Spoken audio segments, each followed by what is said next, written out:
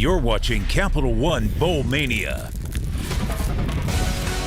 Welcome to the Ticket Smarter Birmingham Bowl here as a part of Capital One Bowl Mania.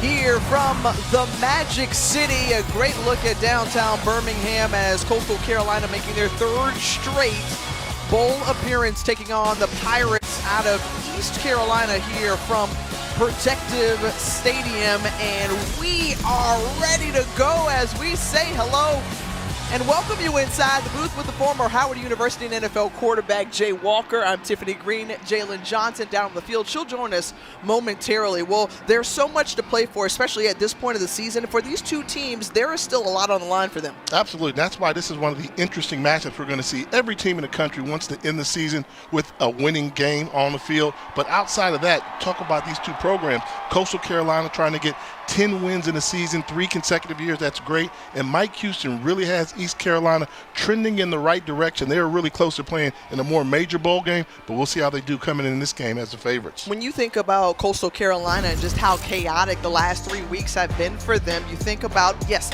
they took care of business winning the Sun Belt East Division, making it to the conference championship game. We mentioned already 3 straight bowl appearances for the Chanticleers, and then the day after that conference championship game, their head coach Jamie Chadwell taking the job at Liberty, and then the longtime assistant last at NC State, Tim Beck, taking over as the head coach named on December 4th. And so what his primary order of business is to keep the 3-time Sun Belt Player of the Year, Grayson McCall, with Coastal Carolina. He entered the transfer portal last Monday. And, you know, he'll do his best job. And the reason being, Grayson McCall is a special signal caller, the Sun Belt Player of the Year. And this is a unique experience for Grayson McCall. He has to block out the noise. We know what he's capable of doing as a football player, but this game in particular, it's an audition. There are a lot of schools in the portal looking for him, trying to see where he will land. He's auditioning for other schools, but let's not lose the fact that he may stay at Coastal Carolina. Premier quarterback play on hand as the prolific passer out of ECU, Holton Ahlers, is the signal caller for the Pirates. Man, Ahlers is an NFL prospect quarterback. The big lefty can throw the ball all over the football field. You see the numbers. Nobody's thrown the ball better at East Carolina University than Holton Arms. No disrespect to Jeff Blake, my guy, but Holton Ahlers is a guy that can throw the ball all over the place. He's auditioning tonight for NFL scouts as well. When talking with coaches on both sides, the excitement is high and the time is drawing near for kick. Come back with us on the other side here from the Ticket Smarter Birmingham Bowl. Welcome back to Protective Stadium as the coin toss taking part on the field. Well, now Coastal Carolina, we mentioned, has had a bit of chaos, if you will, very eventful set of weeks for the Chanticleers. For more on that, we'll send it down to Jalen Johnson. Thanks, Tiff. Yeah, chaos is probably the perfect word to use to describe what these guys have gone through. Grayson McCall, their QB1, going into the transfer portal, but deciding to play in this game. It's one of those things that he told me was one of the hardest things that he's had to do in his career. He said he brought the guys all together to make sure that they were okay with him still playing in this game after his name was in the portal. Also, center Willie Lampkin, who's already decided that he's going to go play his next year of football at UNC. He said he wanted to make sure that he finished out this year with his team, so they will be on the field to take this last battle with their teammates. Well, thanks so much, Jalen. As you see there, the interim head coach, Chad Staggs, and all he has had to balance since Jamie Chadwell moved on to Liberty and the new head coach, Tim Beck. But he has been the one who's held everything together. And on the other side, Mike Houston in his 4th season leading this Pirate program. Boy, what a job that he has done in helping to rebuild and restore that program in Greenville, North Carolina. I mean, that's what Mike Houston does. And he must have something he likes about the color purple, because he came from James Madison with their purple and gold, goes to ECU purple and gold. So outside of the colors, he keeps on winning. You know, won the national championship for the FCS level, back-to-back bowl games, and trying to get a bowl victory here tonight versus a very talented, questionable, what did Jalen say, chaotic Coastal Carolina club. Well, ECU wins the toss. They are set to receive it, and Liam Gray kicks it away, and we get things going here from Birmingham. Marlon Gunn on the return out of the end zone and nearing just about the 20-yard line for that 19-yard pickup. Well, Holton Ahlers, we told you in the open, this is a special talent, and the lefty can sling it. The big lefty's got a strong arm, can make all the throws. Question on the mobility. He's a good pocket passer, but they're going to try and put a lot of pressure to condense the pocket. But if you give him time and keep him upright, he will absolutely pick you apart offensively as a signal caller. 6'4", 230 pounds, and beloved by his teammates and his hometown from Greenville, North Carolina, and playing at his dream school here, trying to help the Pirates win a first bowl since 2013. The pass complete out to C.J. Johnson, and Johnson, we get a feeling in talking with the coaches that we will see a steady dose of Johnson on the outside. Yeah, they're going to have an opportunity to move him to the slot a little bit with a couple of injuries. So he normally plays outside. They're moving him to the inside. And if he can make plays like that, showing you the versatility he's got as he's nearing 1,000 yards on the season. Also out of that Greenville area, played at Conley High School. 2nd and 2. Ahlers tossing it out again, and once more, the pass complete, this time to another Johnson. It's Jalen Johnson.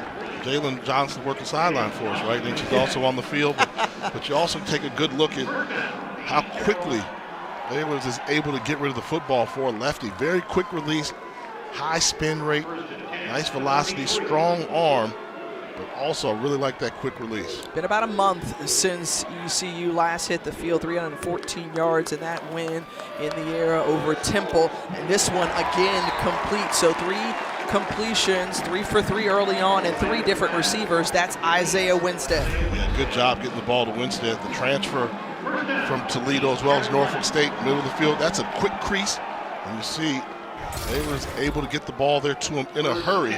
Nice route, nice design schematically. 1st and 10 from the ECU 45-yard line.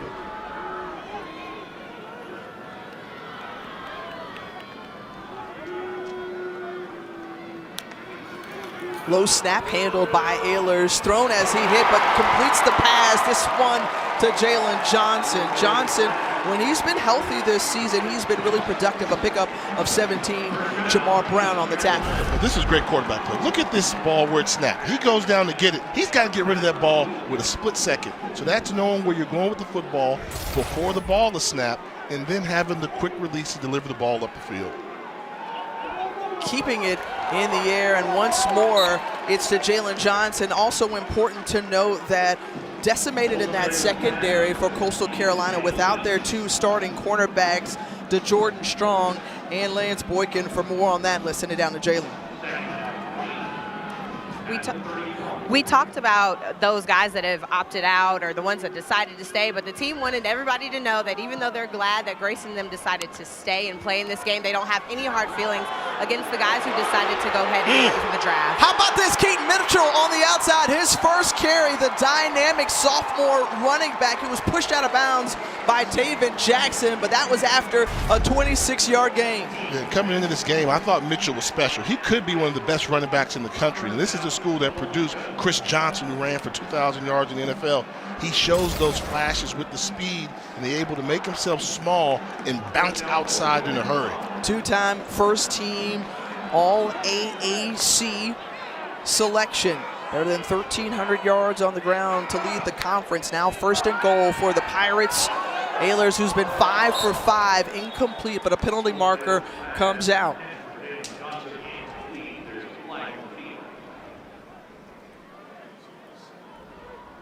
In this Big 12 officiating crew, signaling a false start. And so if it is, you want to move him back 5 yards. Illegal formation, offense. There were more than 4 players lined up in the backfield. 5-yard penalty, first down. Tuda Salam, our official, so backing up.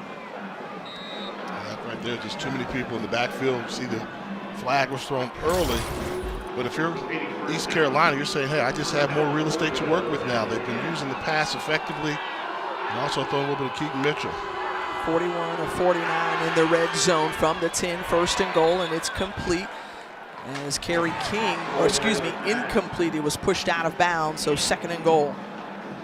We talked about how, again, number of players out, opting out in that secondary, and you see there one of those feet out of bounds. First incompletion for Holton Ahlers. Chad Staggs, you saw him on the sideline, who was the defensive coordinator, still calling the plays on defense.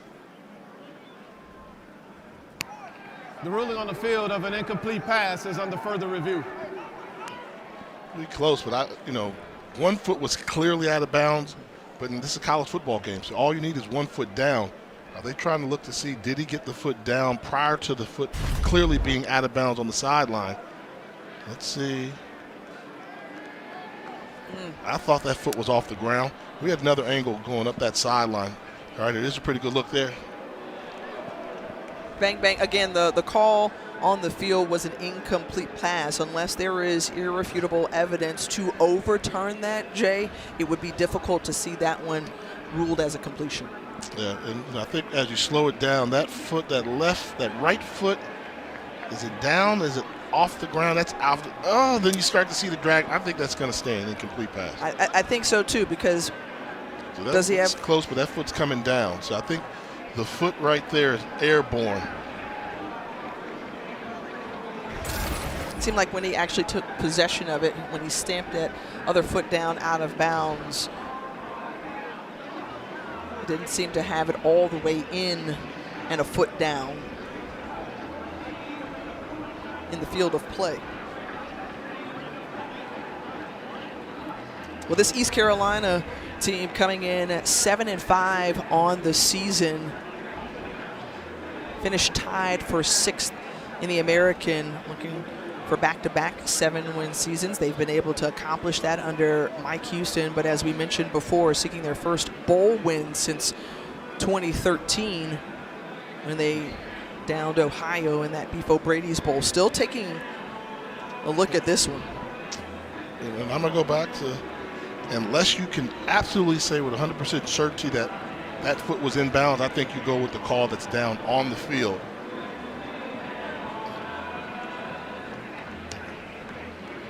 Bang, bang play by the crew there. And you can see why they take a look at it. But I do think you go with what you saw on the field.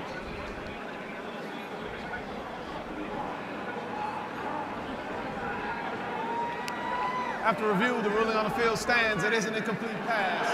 2nd down. And that's one there. That's a teachable moment. So Kerry King, the receiver, number 17, just a true freshman. So next year at this time, he makes that catch and he drags that foot along before he goes out of bounds, knowing where he is on the football field. So after the review, it's 2nd and goal from the Coastal 10-yard line. Holton Ahlers has been near perfect on this drive to bringing him within striking distance. Drops back to pass again, looking, pressure from behind, gets it out of his hand. But coming up from behind was Jaquan Griffin. Griffin transferred in from Georgia Tech. And I'll bring up 3rd and goal. And one of the times they made him escape from the pocket, the pressure's getting there. They stopped him from his rhythm. First read was not there. Didn't have time to look for a secondary read. Big play by the Chanticleer defense.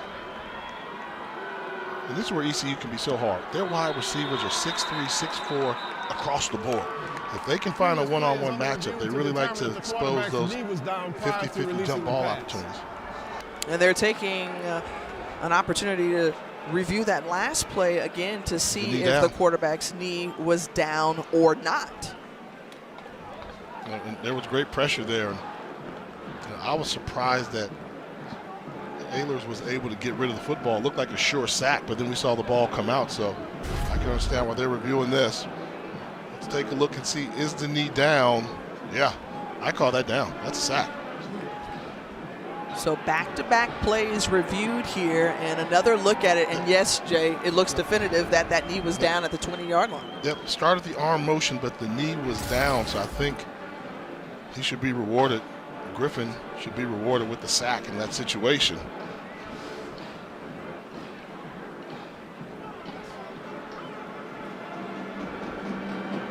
for Holton. Ehlers trying to go out on top. The senior is looking to deliver a bowl win. You know, the last time ECU was in a bowl game here in Birmingham was 2014 when they dropped one to Florida, but this time they can turn the tide and bowl eligible for the second consecutive season under Mike Houston. Remember, they made it to the 2021 Military Bowl, but it was canceled due to COVID protocols within the Boston College team, so they didn't actually play in a game. This is the first bowl game for the bulk of this Pirate roster.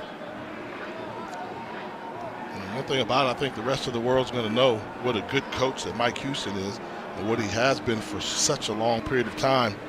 Resume speaks for himself. Really good hire by the Pirates too. After reviewing the quarterback's knee was on the ground prior to releasing the pass.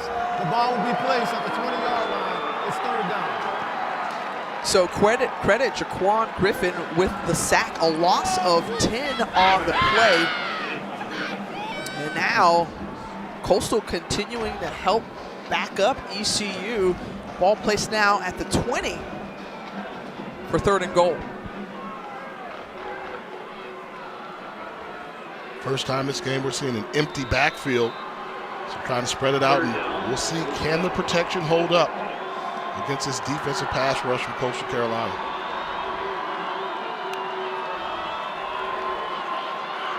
Ehlers calls his own number the entire way, taking the contact, getting back to the ball was last spotted, pickup of 9. Good hold there for the defense. JT Killen among others there to slow down Ehlers. Yeah, what a good job. I mean, they got pushed around for most of that drive, but once they got inside the red zone, they made things tough for East Carolina, and having an offense that came out on fire with the opening drive, able to have them settle for a field goal attempt. Give credit to the defensive coordinator / interim coach Chad Staggs, having his defense get tough down inside the red zone. 28-yard attempt on the opening drive here for ECU. Andrew Conrad lines up, the hold is down, and it is good. So the Pirates strike first, and they get on the board here from Protective Stadium. Come back with us. We'll see Coastal. What's the Grinch got in store still this holiday season? Come back. Upcoming featured ESPN football lineup: Michigan takes on TCU, and Georgia squares off against Ohio State in the college football playoff semifinals Saturday. Man, oh man, it's going to be some great television. And this is what this time of year is all about, right? We always talk about the most wonderful time of the year. Holiday season is synonymous with bowl season. Michigan, can they not live with or shake that regret from last season and take down TCU, who's coming to crash the party? An heavyweight matchup, an opening round matchup. You normally expect to see Georgia taking on Ohio State in the championship game, but it'll be a playoff game. Big-time programs will be on display.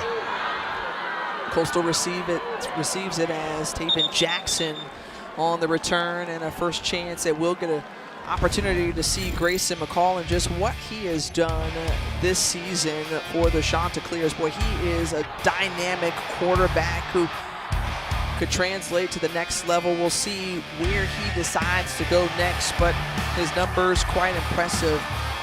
2,600 yards plus through the air, 24 touchdowns, and just 2 interceptions this season for the redshirt junior out of Indian Trail, North Carolina. And so now,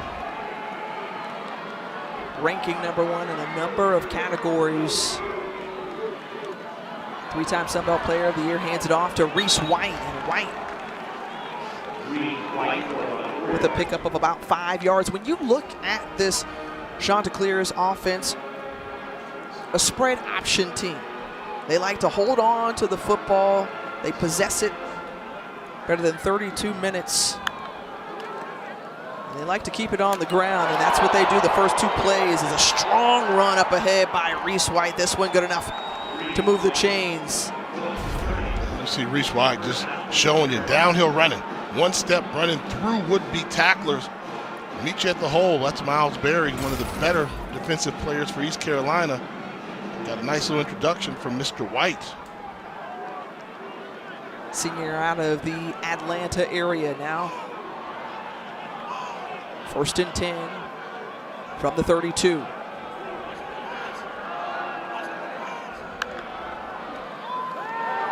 McCall with the pass, looking, gets it out quickly, and the pass complete in the flat to TJ Ivy.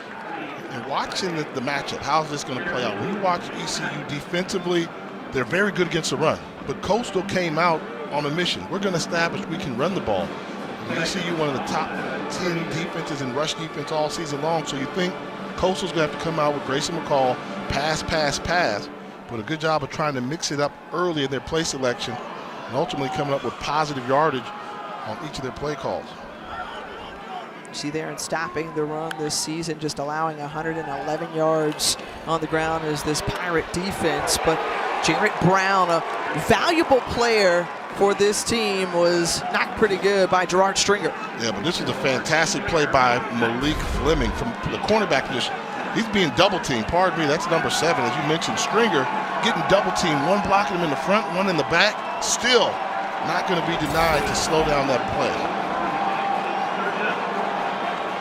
The safety who's been banged up the last couple of weeks, nursing a hamstring injury, looking strong here. First 3rd down on the way for the Sharks. And the pass is complete right at the sticks, and I think that's going to be good enough for a 1st down. It was into the hands of Jarrett Brown. Brown, who really did a nice job this season, filling the role kind of wherever was needed on offense. They were thin at running back earlier in the season, and so he stepped in, and he's been rewarded with that Sun Belt Freshman of the Year. We'll call 14's number quite a bit tonight.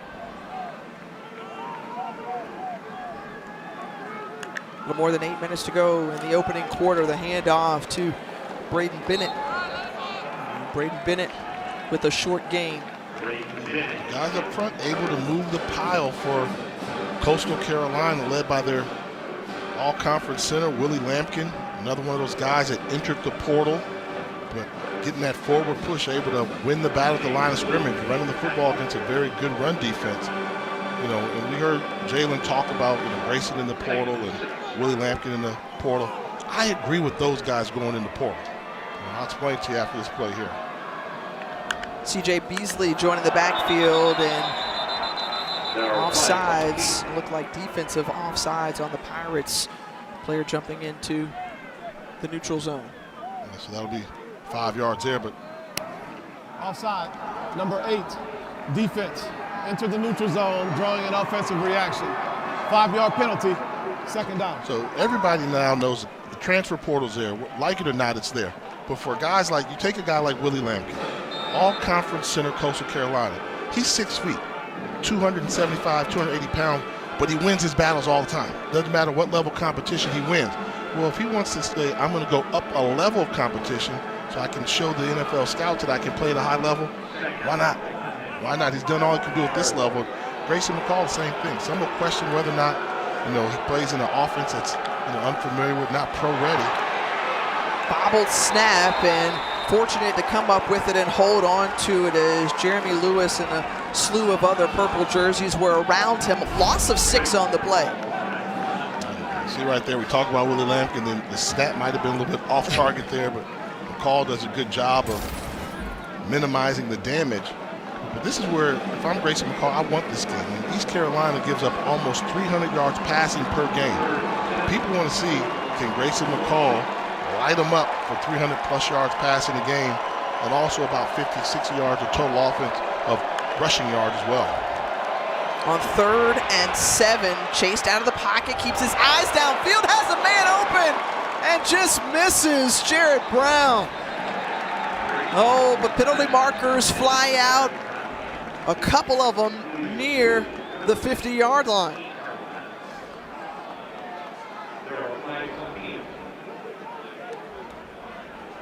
You see the frustration there from Willie Lampkin, just as we've talked about him on this drive. And so the officiating crew trying to talk things over. Grayson McCall hopes this is a penalty against ECU because he missed a wide open wide receiver, something that he does not miss often. 70% passer on the season, streaking receiver down the sideline, and he was rushed on the throw.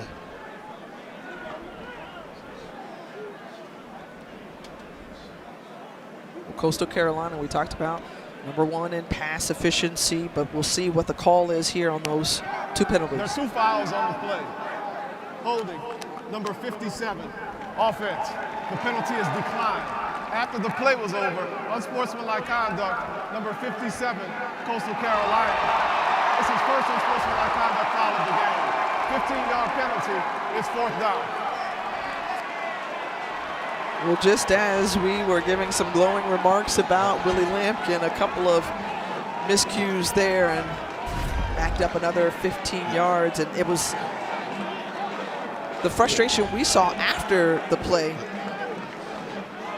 Yeah, and you see here, I mean, it's a whole going away from him. And this is the throw here where McCall just misses it, not able to square around as he would like to, as Julius Wood, the safety, was coming up to put pressure on him. But we've seen Lampkin a little fired up in this game. He's been chippy, playing with a chip on his shoulder for his final career start for the Chanticleers. Crenshaw on the punt, and Malik Fleming gives a fair catch signal. And we will step aside as well. Lampkin will cool off as East Carolina will have the ball when we come back. The College Football Playoff Semifinals, Saturday, December 31st on ESPN.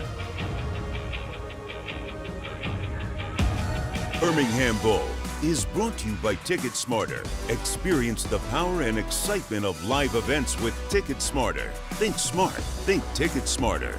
And Dollar General. Save time, save money every day.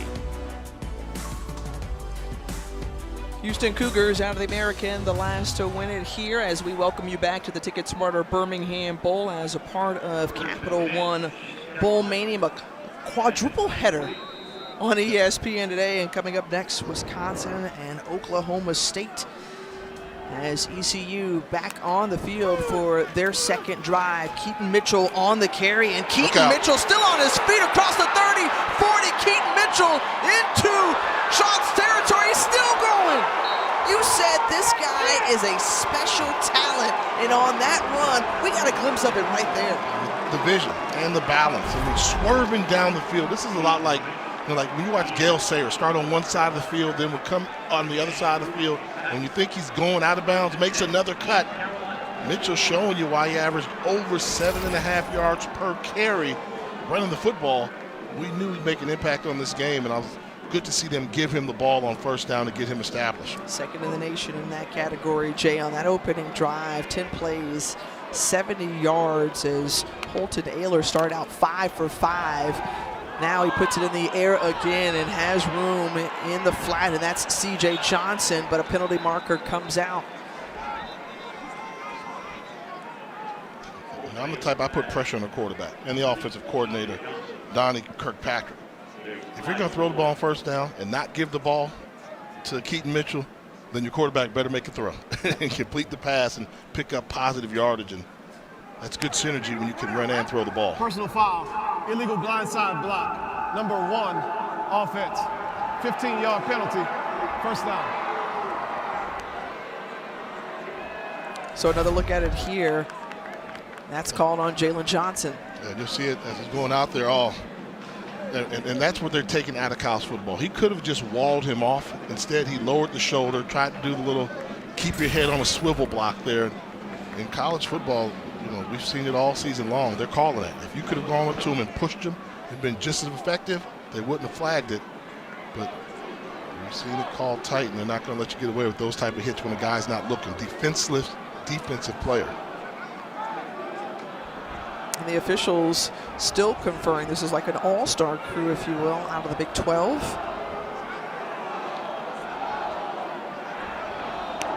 The foul occurred during the pass play. The penalty will be enforced from the previous spot. So that negates that completion to C.J. Johnson and wipes off that 8-yard gain. And now it's 1st and 25 as they continue to march back to the 46-yard line. And there's Donnie Kirkpatrick in the box looking down, and the offensive coordinator told us this week, hey, look, we're looking to establish the run. We hear coordinators talk about that all the time, but when you have a special guy and an arm talent like Holton Ahlers, you feel very confident putting it through the air as well. Keaton Mitchell, number 2. Well, every time he carries the football, you hold your breath for just a second. Edge of your seat runner. You know, every time he gets it, you know he can do something. And, you know, fun to watch because he accelerates so quickly. Does not take him many steps to get to full speed. Can hit the hole in a hurry. And Coastal Carolina, you know, they're weak in the secondary. They've got guys that are not playing in the secondary, but I think you still have to use one of your best players, and that's Keaton Mitchell, featuring him in the football and then throwing the ball when needed. On 2nd and 14, and the pass complete to C.J. Johnson. And this is the part that's got to be interesting. I mean, Coastal Carolina right now defensively is on the verge of giving up a 1st and 25, almost 1st and 30. And they're making it look easy. They're getting yardage in big chunks. And I know they're trying to cover the weaknesses in the secondary, but right now, Donnie Kirkpatrick is exploiting this defense. Coach Staggs, when you lose your 2 starting cornerbacks, you don't want to put the backups on the island. At a certain point this game, they're going to have to grow up and make some plays in the secondary. And they're without their bandit and All-American Josiah Stewart as well. Hadn't mentioned his name yet. On 3rd and 6, Ahlers has a receiver, and Johnson just falls down. He was wide open, would have easily converted instead. That brings up 4th and 6 in the offense, trying to stay on the field. Holton Ahlers saying, wait a minute, let's stay. Yeah, this is wide open. Just bad footing there. Jalen Johnson trying to cut. I always tell you, don't cut from the inside foot, cut from the outside foot. Would have been an easy first down and then some, as he ran a great route, turning the defensive back around. They don't mind going for it on 4th down, converted 11 times this season, and the penalty marker comes out. Has a man one-on-one coverage, Touchdown. And in for the touchdown, that's Isaiah Winstead. And the celebration begins. It was a flag that came out, but it looked like a free play, and Holton Ahlers just lofted it up. Absolutely. The quarterback knew he got him to jump off sides with the hard count. Why not go to your 6'4" wide receiver, Isaiah Winstead, the transfer from Norfolk State in Toledo. He wins those 50-50 balls there, and going against a depleted secondary. Defense in the neutral zone at the snap. The penalty is declined. The result of the play is a touchdown. And watch this. They know they got it, so why not take a chance? Go up top, and good hand placement by Winstead to put himself in a position to get a little shove on the true freshman, Matthew McDoom, playing cornerback, advantage ECU. Conrad on to attempt the extra point. And a 10-0 lead in this first quarter for ECU. The second team All-American Conference player Isaiah Winstead brings it in and puts the Pirates up by 10.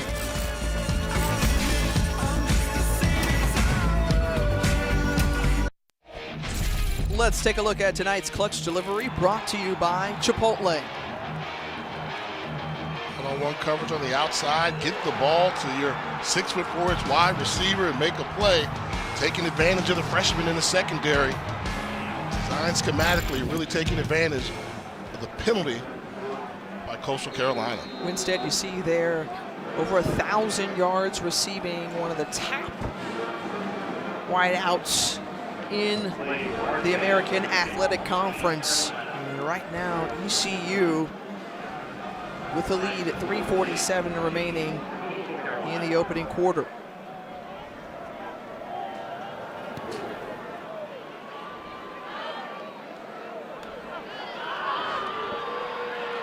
On the return, that's Jarrett Brown trying to go wide and get to the other side of the field, across the 20, 25, and then pushed out of bounds, and a flag. Several of them come out afterward as Brown sailed into Pirate territory and pushed out of bounds and beyond. Mike Edwards was the guilty party. Yeah, easy call for the officials to make. Seemed as if Brown took about 3 or 4 steps out of bounds before he was hit late. And that's why you see people down on the ground afterwards, on that sideline. They have to protect the players that are not in the game, the coaches that are over there. So if you hit a guy on the sideline, you better make sure that he's in bounds. In that case there, that was an easy call for the officials to make. And Jarrett Brown still down. After the play was over, personal foul, unnecessary roughness, late hit out of bounds, number 38, kicking team. 15 yards will be added to the end of the return. First down. And you see in Mike Houston having a conversation with Mike Edwards afterward, and just kind of bumped into a number of people on that Pirate sideline. And Jarrett Brown, a 6-foot redshirt freshman, still being tended to on the sideline. East Carolina penalized the least in all of FBS football in terms of yards, but here tonight, slightly undisciplined already with 40 yards given away. Yeah, that last penalty, it wasn't malicious, it was a push, but the fact is, it looked like Brown was giving himself up like, hey, I'm out of bounds, took a step or two, and the shove came, didn't show any restraint. And let's hope for Coastal Carolina's sake that Brown is able to get up, and right now let's hope we can get up and then hopefully return to this football game. We've seen some chippiness on the field. Jalen, what have you seen from your perspective? Yeah, it's been a little chippy down here, Tiff. After multiple plays that we've seen so far, there have been guys kind of doing a little bit extra talking, a little bit extra pushing and stuff in. So we might want to keep an eye on that going throughout this game. But right now, I will make sure that I give an update for you guys on Jarrett Brown as soon as I get it.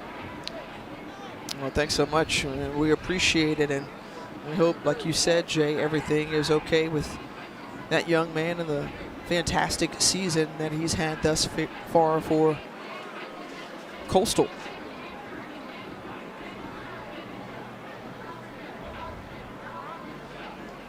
And while they're having an opportunity to take a look and just see about Jarrett Brown, who is now standing on his feet with some assistance, but the body language says a lot there too.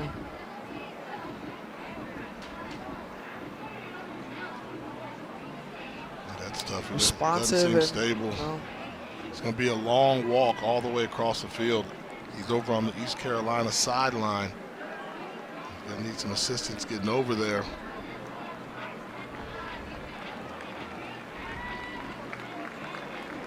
And very gingerly and carefully walking over. Gets pushed him. It's like a pinball machine. You're running into a bunch of bodies there. Hit a coach, hit another player, and folks coming over. And tough break for Coastal Carolina. You get the penalty, but he's one of the featured players in this offense. And you think about just what the psyche was like for Coastal coming in. We mentioned at the top of the broadcast just about, number of players opting out, whether they're preparing for the NFL draft or going into the transfer portal. Naturally, injuries are part of the season, but when we had a chance to talk with interim head coach Chad Staggs, he felt like this was an excited week of practice. You couldn't even tell, he said, for the last few practices, all that was going on with inside the program. Yeah, this is a different bunch. You don't win 10 games in a season, back-to-back seasons just by being average. So they're trying to play right now to win this 10th game this year so they can say we did it 3 years in a row. And this class is special. And give credit to Chad Staggs, the job he's done keeping this all together. We had an opportunity to meet up with Tim Beck, who's going to take over as the head coach there. And he said, hey, Coach Staggs deserves a lot of credit. He's done a good job of keeping these guys focused. And you just wonder how much longer can they continue to block out all the distractions. Well, good time to tell you that the All-State Sugar Bowl is New Year's Eve at noon Eastern on ESPN and ESPN Deportes, as well as the at Bryce Young, Will Anderson, and number 5, Alabama taking on Deuce Vaughn and the 9th-ranked Kansas State crew out of Manhattan. First ever meeting between these two schools. Back to play, and Tyson Mobley, who had a career high in receiving yards in their last game in that conference championship against Troy, 109 yards. Completion here, his first of the night. And we need to see Grayson McCall kind of take over this football game. I'm getting the feeling this is going to be a shootout. You know, there's going to be a lot of points scored in this game, and you can't fall behind by too many points. And if you're Coastal Carolina, your offense needs to be on the field a lot more than your defense. Well, Coastal puts up close to 30 points a game on offense. And on 2nd and 3, it's complete. Mobley again, and stopped just short. And will bring up 3rd down. That was Jairo Wilson on the stop. They let you know he's coming from that safety position, so they're trying to bring pressure all over the field, bringing blitzing safeties and outside linebackers. Good job by Grayson McCall with his decision-making, get rid of the football quickly. You have to see him running this football game. He is a threat running the ball. Sends a man in motion, bouncing out the line, handoff. And Reese White, with that second effort, able to get across and pick up the first down. Very fortunate, too, because there was a shift that was done by East Carolina, and you wonder why they're so good against the run. When this ball snapped, look at all those purple jerseys. You've got 5 purple jerseys over on that side of the field against just 4. Coastal Carolina very fortunate that they were able to pick up that yard that was needed, because I thought that the Pirates were going to stuff them. Right there at the 50, White stays in the ball game. McCall flanks it out, and the pass is hauled in by Sam Pinckney. Pinckney, who started his career and played all 4 years at Georgia State, now in his 5th season of eligibility. 1st and 10 again, and Reese White on the carry. And going back to Sam Pinckney, old man Sam as they call him, what a find he's been for Coastal Carolina. You mentioned he played at Georgia State, but you just don't find 6'4" wide receivers walking around the street that can actually play. And you see the numbers there, came in and made an immediate impact, and I think he really benefited playing with a quarterback like Grayson McCall. You like that nickname? Old Man Sam. Yeah. That's what they call him. Well, we've seen the good passing numbers put up by this Coastal team, 16th in the nation. Balanced attack, though, that's been the approach. And McCall takes off himself, and McCall picks up the first down. You said he has that ability, and first time we've seen it tonight. You know, figures it out. Once there was a running lane open there, quick decisions. It's all about quick decisions. It's not there. Turn, make up my mind. I'm going to pick up some positive yards, help out my offensive coordinator, calling his own number. Good job by Grayson McCall. See Newland Isaac and Willie Korn, the co-offensive coordinators. Razzle dazzle. The double pass right back and into the hands, and it's complete to TJ Ivy. Ivy now inside the 5-yard line, down to about the 1. 25-yard pickup on the trickeration. And he lines up as a tight end, then slips behind the linebacker, and nice play design by the co-offensive coordinators, Isaac and Korn. Sounds like a law office, doesn't it? Good job of sneaking him out. And that brings us to the end of the first quarter. Well, Coastal's been outscored in the last 2 games in the opening period as ECU came out, revved up. Holton Ahlers and company put up 10 here from the Birmingham Bowl.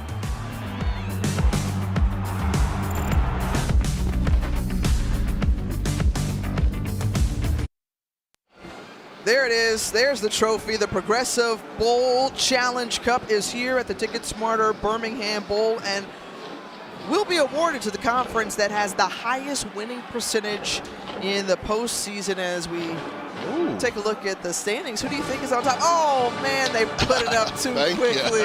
The ACC currently atop. They've got 7 bowl games remaining, but a lot can change over the next week or two. So it's all good. Got a long way to go. Absolutely. Still got to run that race. But here, more importantly, first and goal, Coastal trying to answer, get on the board, and Grayson McCall finds his way just short of the end zone. They say yes, it's a touchdown. He's in. He was trying to push and push a little bit through, and you see McCall afterward having some words with the official, as that was a hard-earned touchdown sneak in. Yeah, once again, McCall saw the shift and realized they were running uphill. What do we mean by uphill? When they've got more bodies where the play is designed to go than you have. So he saw the shift and said, if we run the ball to the left, we're not going to get there. He pulled it, called his own number, and got just enough yardage to get across the goal line. 2 rushes, 10 yards for Grayson McCall. Boy, he was spectacular on that drive. 4 for 4 for 47 yards through the air. And then coming away with a touchdown. Cade Hensley on to attempt the extra point.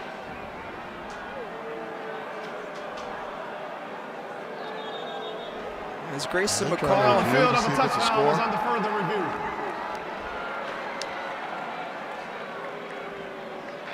So they're going to take another look at that scoring play to see if it indeed stands. They were slow to signal, actually.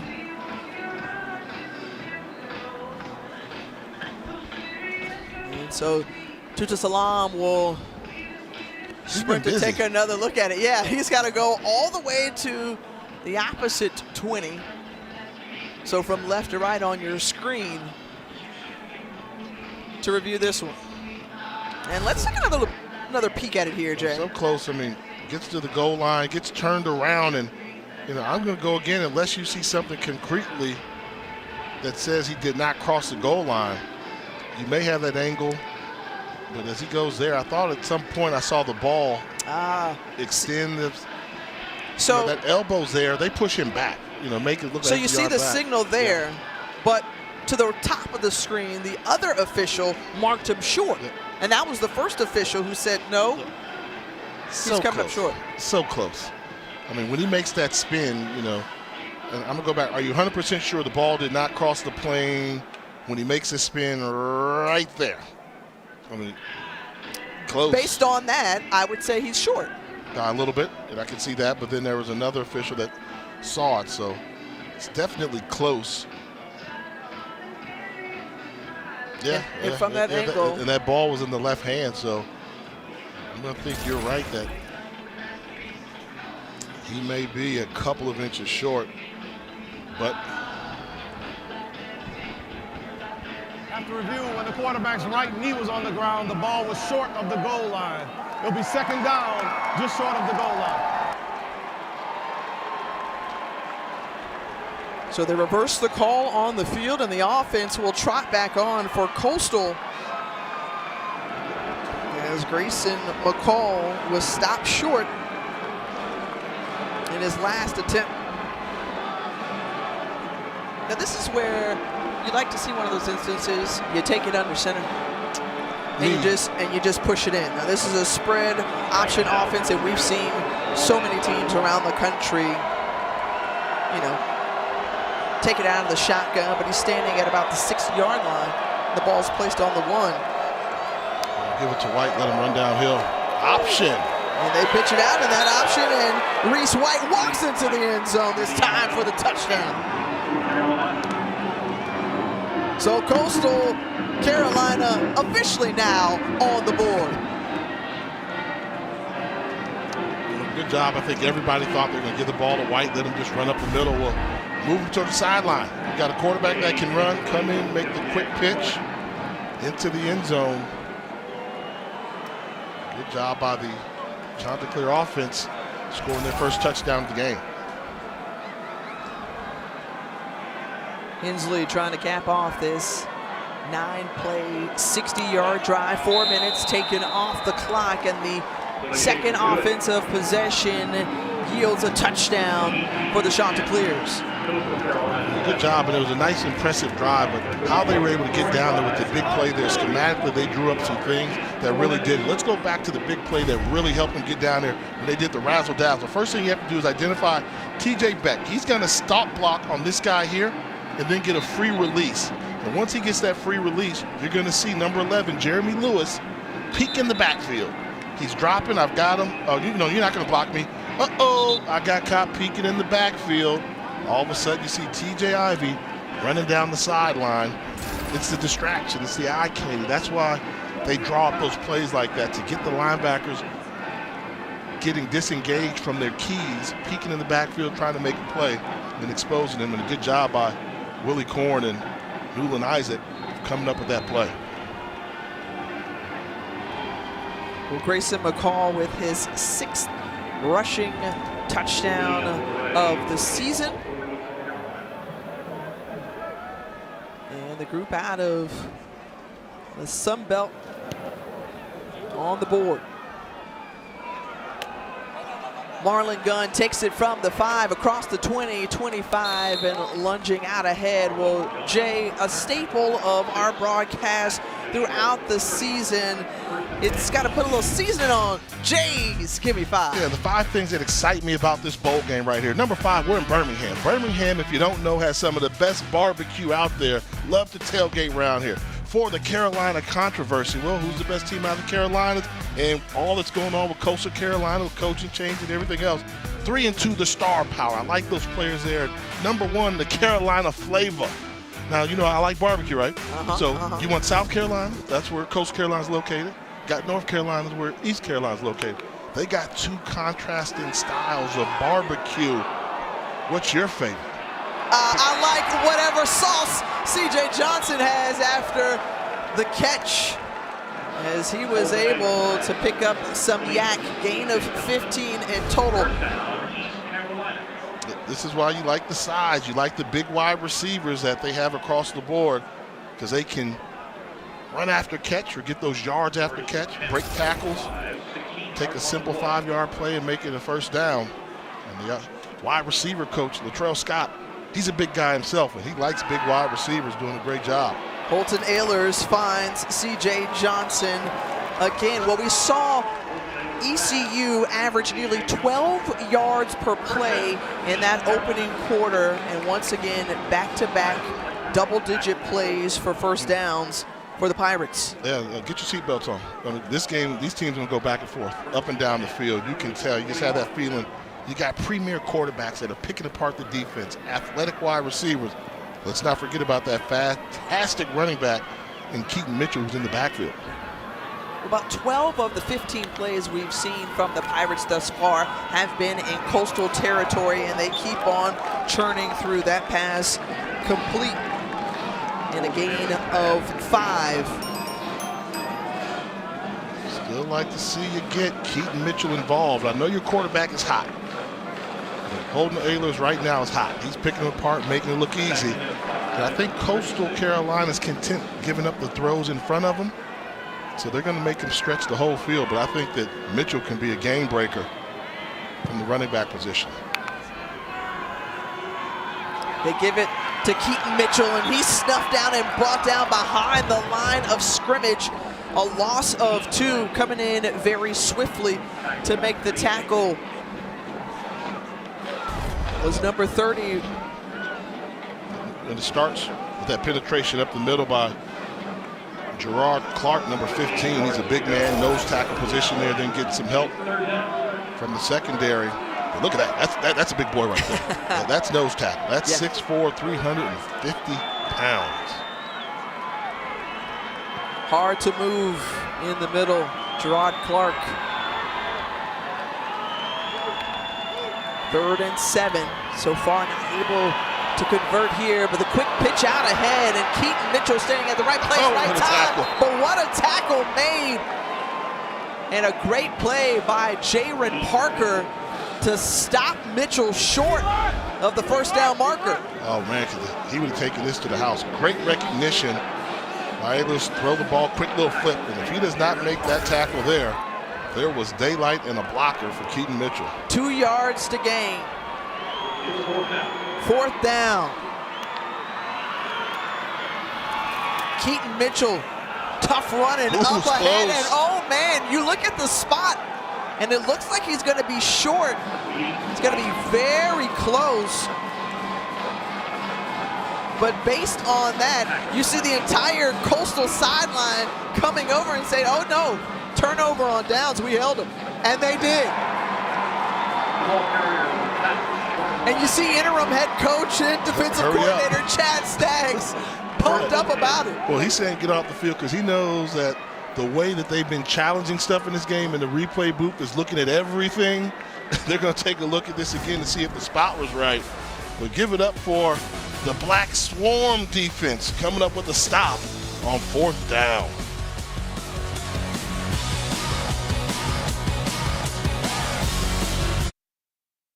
Welcome back to the Ticket Smarter Birmingham Bowl here as a part of Capital One Bowl Mania. Jay Walker, Tiffany Green along with Jalen Johnson from Birmingham.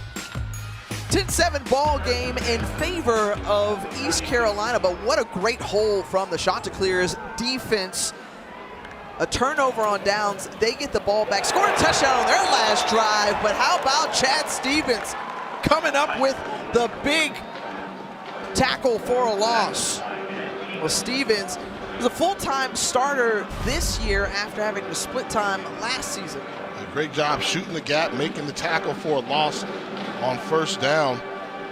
One thing the Pirates do, they like to get you in negative plays, get you playing behind the sticks, make you one-dimensional. That's the reason why they're one of the top rush defenses in the country.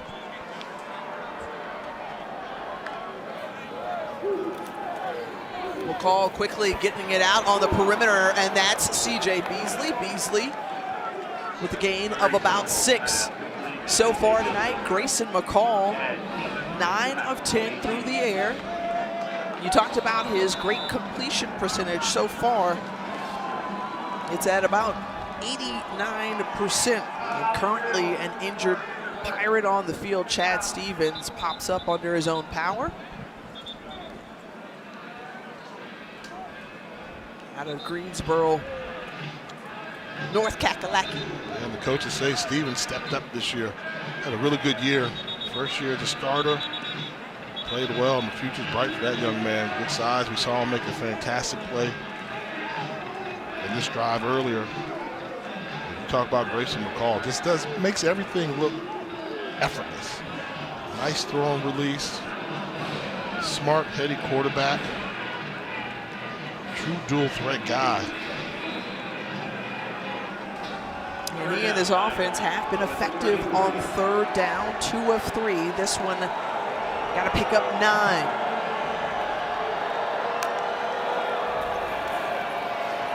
Call looking.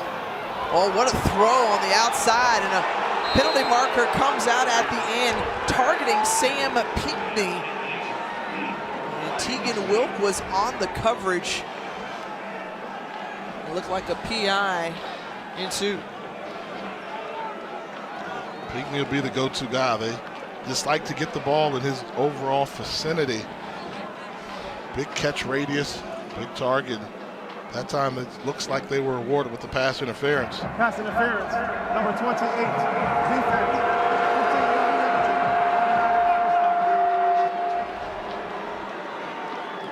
No correction, that was Siobhan Ravel who was on the coverage and flagged for the pass interference. 5 penalties now, 55 yards for ECU. Grayson McCall and the Shots offense moving again. High snap, handled, brought down, and just through the hands of his intended receiver. That'll bring up 2nd and 10. As Tucker couldn't haul it in. And that's one of those cases where normally you would find Jared Brown there playing that slot wide receiver role there. Tucker not able to make the catch. We knew that they were going to miss Jared Brown at some point in this game with him going out to an injury. You're going to need guys like Tucker and some of the other fellas to step up and make some plays.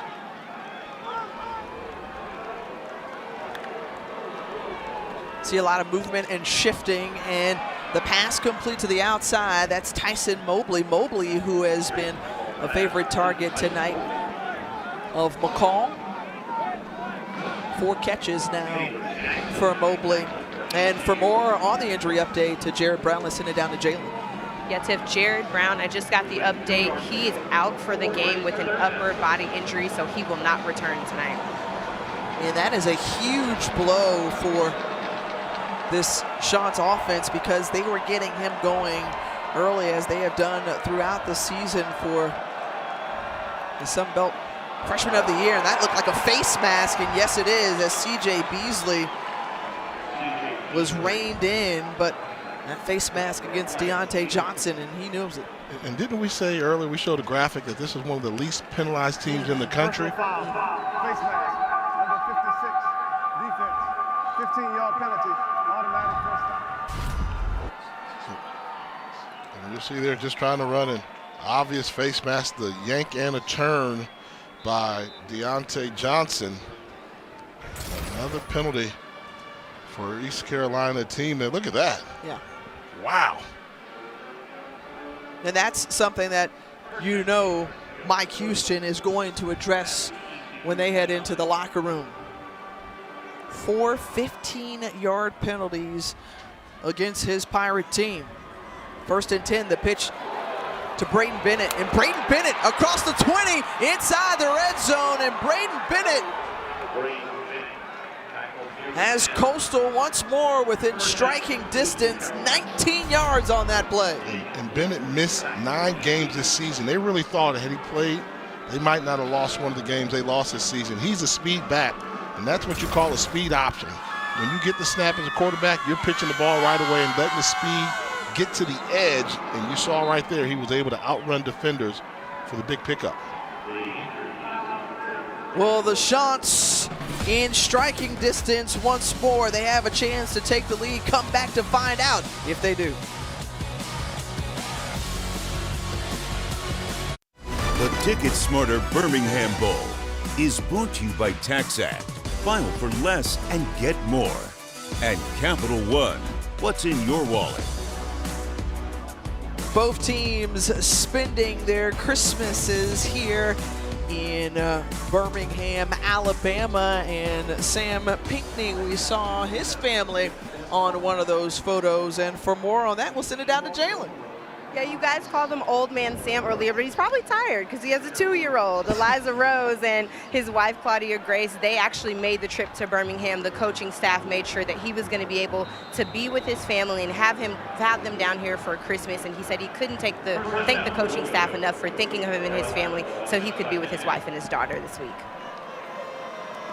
On 1st and goal, Grayson McCall has a pass to the end zone, and he's in. He bounces over, landing awkwardly on his head, but he bounces back up. And the Chanticleers take the lead. And that is Grayson McCall football. Willing to do whatever it takes to get the job done. Dual threat runner, but more of a competitor. Been starting since he was a true freshman. He knows where the goal line is. Lands on his head, has to be a little bit scary with that right there. But this is a young man that is showing what he can do. Oh, tough landing there. Hoping he's okay. I'll be a little sore tomorrow, but a number of colleges would really benefit off of having his services, including Coastal Carolina. Well, we talked about it before, and obviously it made news entering the transfer portal. Grayson McCall deciding to play and finish out this season to try to collect back-to-back bowl wins for this Coastal team. And when we talked with Chad Staggs, he said, look, that's the type of leader that he is. He says, I've got to play with the ones that I've got, and Grayson McCall is obviously an important piece of that.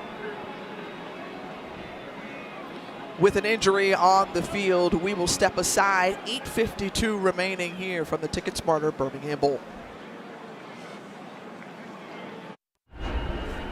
All right, welcome back, and taking a look at that last scoring play, you see Grayson McCall landing awkwardly on his head. Elijah Morris, the ECU player in your near screen, was down for a moment. He headed into the tent, and obviously a scary moment for both sides. Grayson McCall also found his way into the tent as well. Meanwhile, 14 unanswered points for the Chanticleers. They're on top 14-10. Well, Friday night we'll have a lot of orange at Hard Rock Stadium in Miami Gardens. Number 6 Tennessee takes on number 7 Clemson at 8 Eastern, 5 Pacific on ESPN. And of course you can catch it on the app. Not who we thought would be at quarterback at this point in the season, really, for either team, Jay, before the season. But Joe Milton and Cade Klubnik should put on a great show. Yeah, Milton, waiting for this opportunity. I remember when he was a quarterback at the University of Michigan, then transferred to Tennessee, got off to a rough start there. Hendon Hooker won the job, but Milton stepped up, made some plays late in the season. And anytime you be a quarterback for a top 10 team in the country, it is a privilege. On his own goal line, Marlon Gunn bringing it out across the 20, 30. Marlon Gunn still on his feet. He's got some room, tripped up near the 49-yard line. A strong return and great starting field position for the ECU Pirates. And this is just speed right here. Just you run the color on special teams return. You run the color. He doesn't see any white jerseys in the screen.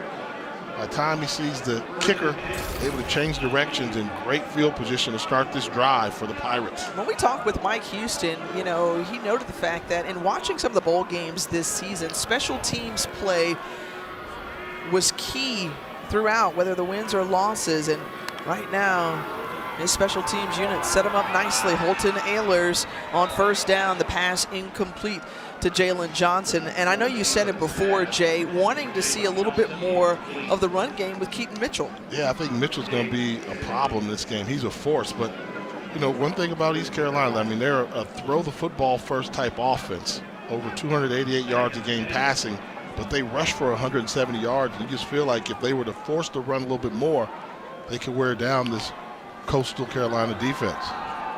They keep it in the air, and the pass is into the hands of Isaiah Winstead. Winstead, who caught that touchdown earlier in this ball game. 7 yards. And now we'll see what Donnie Kirkpatrick, the offensive coordinator, dials up here. Look at Coastal defensively. Soft coverage. See, they're off. They'll let you try to execute, but they're not going to give you the big play. Free play, though, for Holton Ahlers going for it. And it's incomplete, but that'll go against Coastal. Offside, number 99, defense in the neutral zone at the snap. 5-yard penalty. Correction, the 5-yard penalty results in the first down. So that was Kennedy Roberts. Remember the last time that happened, Holton Ahlers found Winstead for the touchdown. Found a touchdown. So you have to know, as a D lineman, experienced quarterback is going to try to draw you off sides.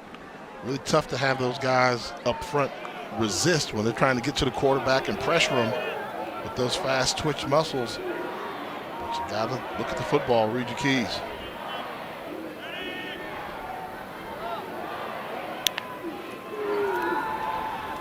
Double move up Ahlers has a man getting behind the coverage and hauled in. What a catch made by Jalen Johnson. Put there beautifully by Holton Ahlers, and Johnson reels it in for 35 yards. Great football play. Watch this double move. Sell the hitch and the go, and you see Jacob Prochet trying to grab him because he knew he was beat, but the ball was placed perfectly. That was either going to be a holding call or a big play for ECU. Great execution. You know what I really like about that? Yeah. You know the cornerback's a little bit weak or suspect. Give them some double moves. Make them think. You can tell that they've been trying to protect these guys in the secondary, and it's going to be a touchdown as you draw it up easy. But way to expose the youthfulness in the secondary of Coastal Carolina. A flag comes out as Tyler Savage with the touchdown. We've seen a number of penalties thrown here in this first half. The crew in black and white will talk it over a little bit more. Maybe a wide receiver hold. If that's of the holding variety, that'll be tough. That'll back him up 10. Number 11, offense. 15-yard penalty. First stop. Did they catch him on a little rub route? Was this a block when the ball was in the air? Right there. Yeah, yep. And you know why? You can't go down there and block while the ball is in the air. Good call by the officials. Timing slightly off with the delay. Now look at that. Look at the difference in the field position. Backs him up to the 22-yard line of Coastal. First and goal for ECU. And how about Holton Ahlers calling his own number, still on his feet, bouncing off a tackle just near that 10-yard line as he's brought down by Prochet. 6'4", 230 pounds coming at you. Calling his own number, trying to pick up some of the penalty yards back, and not there. Protects the football, gets a nice lead block by Isaiah Foote, number 66, taking on would-be tacklers from the Chanticleers. Big play. Well, coming in, only 134 yards on the ground for Holton Ahlers, but you like the decision that he made there. Particularly after the penalty. You know, so often young quarterbacks try and throw for it right away. He realized that it's first down. I just need to pick up some of the yardage we lost to the penalty and get us in position to try and get the ball in the end zone. Really done a good job showing his leadership, going with the hard count. Hasn't come close to throwing an interception. Throwing the ball over the field, calling his own numbers. He's been in control of this football game. Boy, what a program changer he has been for East Carolina. Quite a gift to Mike Houston and to the town of Greenville. Ahlers looking, that one high and incomplete. That'll bring up third and goal. Situation, what do you do? And you want to try to find a one-on-one matchup with your tall wide receivers against the young, inexperienced secondary of Coastal Carolina, but defensive coordinator, head coach Chad Staggs doing a really good job of giving the secondary some help. Too high safety look.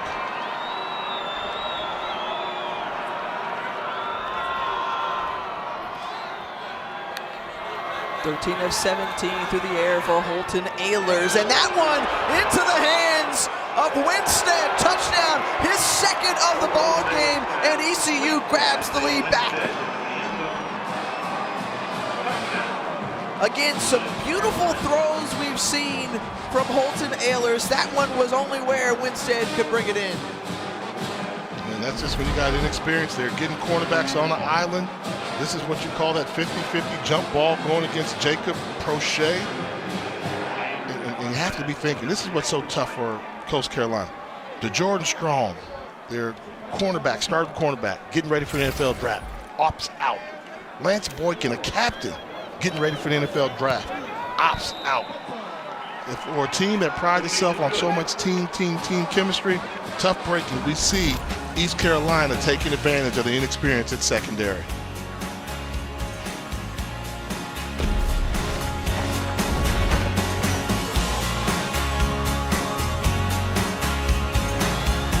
Cap off our bowl quadruple header with Wisconsin and Oklahoma State in the Guaranteed Rate Bowl. You can always watch it on the ESPN app from anywhere.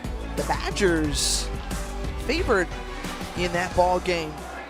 Meanwhile, Holton Ahlers and the Pirates of East Carolina on top 17-14. It's been a good ball game, just much like we expected, Jay Walker. You have great quarterback play. You know the offense is going to show up. And the defense is going to be a challenge. The question mark is obviously Grayson McCall. For more on that, let's send it down to Jalen. Tiffany, Grayson McCall is questionable to return to this game. While he was in the medical tent, you could hear some frustration coming from out of there.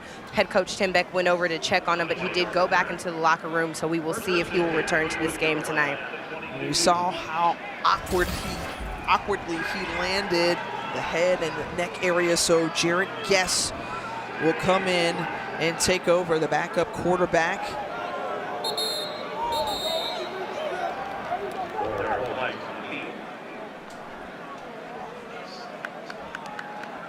Snap infraction, number 57, offense, 5-yard penalty, first down. One goes against the center, Willie Lampkin, but you think about Jarrett Guess playing 5 games this season, last one coming on November 26th in that loss to James Madison. And so now he takes over the reins with his team trailing by a field goal. The handoff to Braden Bennett, and Bennett, who is stopped. The defense there coming up big, and that's Chad Stevens with a tackle for loss. Yeah, big fella. They say he's been playing good all year, making another tackle behind the line of scrimmage. Showing you the activity, the motor, just a sophomore. Plenty of football ahead of him, but at 6'1", 270 pounds and a quick first step, he's been trouble. You saw just that quick look at Chad Staggs. Yeah. And it's just been that kind of December for Coastal Carolina as that pass is complete. And through it all, they still find themselves in a great position to try to win their second consecutive bowl game in back-to-back seasons.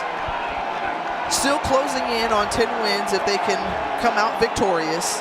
And he's helped to man the ship, steady it, and bring them through uncharted waters. Absolutely. Defensive coordinator, defensive minded. But this is the Coastal offense that needs to make some plays.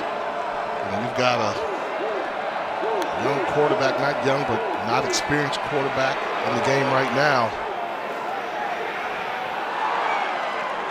And the pass incomplete on 3rd and 9. And first 3 and out for either team. And if you're Coastal Carolina, you just want to get out of this half. Maybe see if Grayson McCall can come back in the second half and participate in this football game. I mean, they put up a good fight, but McCall's a difference maker. This is a completely different offense with him in the game and with him out of the game. Guess is more of a gunslinger, likes to throw the ball all over the field, quick release, not the threat running the ball that McCall is. And this is an offense which is an option-based attack. Crenshaw punts it away. And quickly met there as Malik Fleming goes down immediately. Well, let's take a look at tonight's performance update brought to you by Tax Act and Holton Ahlers. The ECU, great back shoulder throw, putting it on the dime, finding Winstead, and then this time Jalen Johnson set up the go-ahead touchdown right here once more to the transfer from Toledo and Norfolk State. And the numbers speak for themselves for Holton Ahlers. 14 of 18 tonight. He's looked exceptional, 177 yards and 2 touchdowns. And this is a guy who you credit for staying the course, right? During those rebuild years with Mike Houston. And when we talked with Coach, he got emotional just about Holton Ahlers and what he's meant, and going for it again, trying to test that secondary. And again, the inexperience there they have. And Chase Atkinson, the redshirt sophomore. Pass interference, number 20, defense, 15-yard penalty, automatic first down. Flagged right there. Yeah, just trying to exploit, exploit the secondary. These guys are not tested. 2 starting cornerbacks not on this trip. Atkinson gets caught no man's land. All he can do is hold. And I think right now they're just trying to throw some bodies out there and see who can step up and make a play at the cornerback position. And Keaton Mitchell, who's shedding some tacklers and dancing around on an 8-yard pickup on first down. We've seen Donnie Kirkpatrick really prefer to throw the ball more on first down. Taking advantage of the weakness in the secondary for Coastal Carolina, but At the end of the day, doing a pretty good job mixing it up, but I'm a big fan of Keaton Mitchell. I just like seeing him run the ball. I would be curious to see if they can stop him 3 consecutive times. Second in the American in rushing. They give it to him once more, and he picks up the first down. Interesting story about him. His father, Anthony, played football at Tuskegee and then went on to the NFL. You may remember him from the Baltimore Ravens. There he is. He had that 90-yard return on that blocked field goal in that playoff game against Tennessee as the Ravens went on to win the Super Bowl that season. So great football bloodline as C.J. Johnson, the big target outside. Pass complete to him. You know his dad's got to be proud. Tuskegee also not too far away from here, about an hour and a half from Birmingham. And dad got a Super Bowl ring there, and the son is a difference maker. We see this is what you like for East Carolina. They want to close out the half well. They've got the lead, not content having a 3-point lead. Take some time off the clock, trying to extend on the lead before the halftime. They've got Coastal Carolina on the ropes right now. Important for the Chanticleers defense to try to hold them to perhaps just a field goal as C.J. Johnson, once again, the guy who came in closing in on 1,000 yards, another strong night, second team all-conference selection, and Johnson could pick up 1,000 yards receiving on the season here tonight.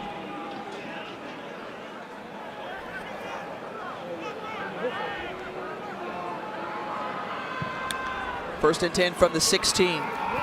Ahlers, the lefty, finds his target, and again, closing in on the end zone. This time, it's Hudson. Well, if they see a one-on-one matchup, they're going to it, and that's what you can do when Ahlers is able to pick apart the coverage pre-snap read. He knows where he's going with the football. Rush isn't going to get there. Back shoulder. It's tough to defend for a starting cornerback, let alone a backup cornerback.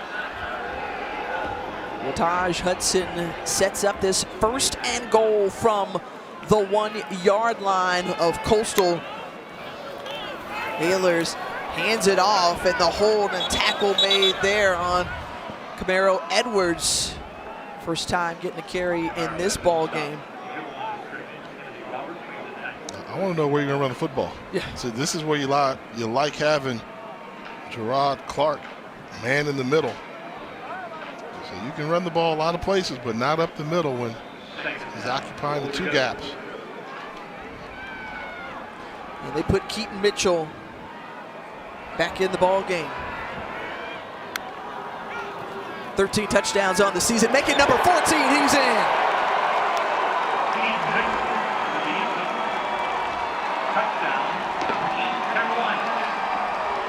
Keaton Mitchell, among the top 5 ECU running backs all time. Going off tackle. Good job of turning him inside out by Justin Redd, another one of the transfers from Norfolk State, starting at that left tackle position. Look at that. Big hole right there. Good execution by the offensive line up front. Back-to-back scores for ECU. And Conrad puts the Pirates up by 10 as we send it into the studio with Matt Barry. Thank you. Coming up on the TikTok halftime report, we'll check in with TCU and Michigan, what they've got going in a big game for them. Plus, we'll hear from Kirby Smart in a Saturday full of bowl action. That and more coming up on the TikTok halftime report, if my voice allows. Wish us luck. Greg McElroy, join wow. I almost forgot Galloway's name. I was going to enjoy McElroy. That is a dollar. Hey, Tough it out, Matt. Tough it out. Oh, man, he's got it. He's got it. Look, it's been a long day. It's been a long day. This is the 3rd of 4 games. He's got one more to go. Hold on. Ooh, that 4th one may be tough. Wisconsin and Oklahoma State coming up next from the Guaranteed Rate Bowl.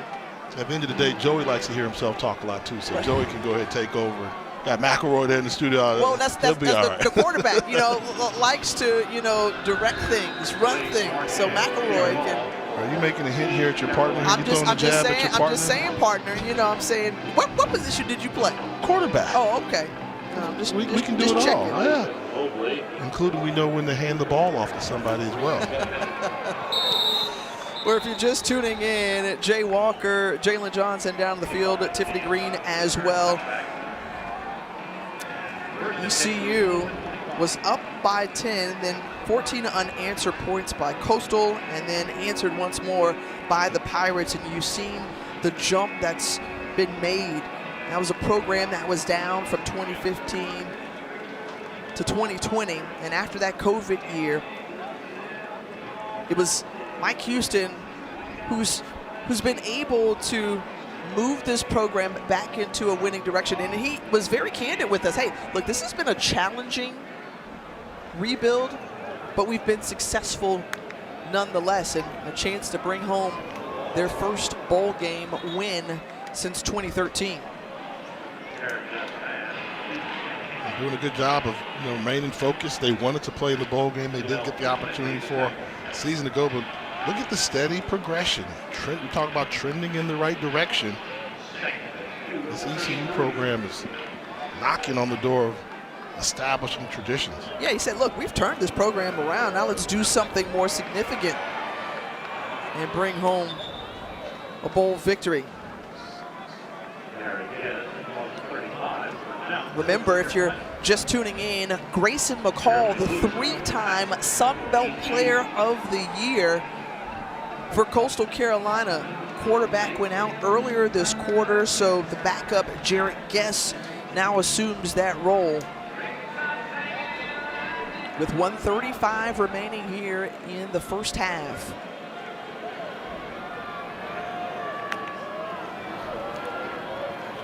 Guess looking with time, a man over the middle, and can't connect with Sam Pinckney. Also important to note, Jarrett Brown went down earlier in this ball game, and they were utilizing him early on from that slot position. It'd be really tough right now. I mean, the Grayson McCall thing is something. Entered the transfer portal, elected to play with his teammates, suffers an injury, and even if he's able to come back, I don't know if you bring him back in this game. I think you have to look out for the young man's best interest. He wants to play. Don't know if he's able to, but that's just something that's going to have to play out for the rest of this game. One of the worst fears I'm sure he had was, what happens if I get injured in this game? Am I less attractive to some of these other programs that may be interested in bringing me along? And that's the risk that you naturally take, but he's playing that over and over in his mind as he's watching on 3rd and 1, and Jarrett Guess picks up the first down to keep it going. The clock will stop momentarily until they spot it. And then resume. Takedown. And that was Jeremy Lewis. And that was just unnecessary right there, Jay. Already the least penalized team in FBS coming in terms of yards. They're a season high. Yeah. He's got a towel, so he's walking away with his towel. Then I guess he's trying to say somebody took a towel or something. I don't know. And that could have been conceived as like a punch almost, but clear takedown going to cost him 15 yards. And now if you're Coastal Carolina, take advantage of another ECU penalty. Try and get some points on the board before the half. 8 penalties for 100 yards in the first half, Jay. And now you take a look at Jeremy Lewis, your defensive leader, go to the sideline after that unnecessary interaction you heard earlier from Jalen down on the field, the chippiness that we've seen throughout the game and that she's been able to eye down on the field as well.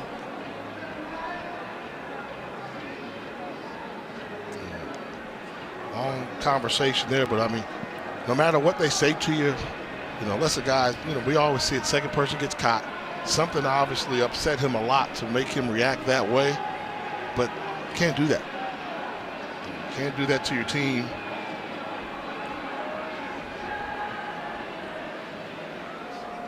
During the dead ball period, unsportsmanlike conduct, number 11, East Carolina. That is his first unsportsmanlike conduct foul of the game. It's a 15-yard penalty and an automatic first down. The clock will start on the snap. So now Coastal marches into ECU territory after ripping away and taking down a player. Jeremy Lewis goes to the sideline, and the Chanticleers have the ball with just over a minute to go and a fresh set of downs. Something about that towel. There was something about that towel that upset him. Rolling, and still able to escape and make positive yardage out of it after Emmanuel Hickman was chasing Guest down. And I'd help Guest out right now in this situation. I'm not calling the vertical passing game. That's his strength. He likes to push the ball down the field. I'm calling some underneath, short, dink and dunk routes, 4 or 5 yard routes, just so we can try and get this field goal before the half. And one thing about Guest, 1 touchdown on the year, 4 interceptions. Had a game earlier this season where he threw a pick 6 versus Georgia State, which put Georgia State right back in the game. See, those are throws. I'm not calling those plays right now. I'm gonna try a screen. I'm gonna try something short where I can get the ball to some of my runners in space. Just try to. You got to come away with the points this half to gain some momentum going into the locker room. Well, Guest has also been called into action. You think back to that game against App State, which was really important for the Shots to take control in the East Division. They were able to eke out a win. Guest comes in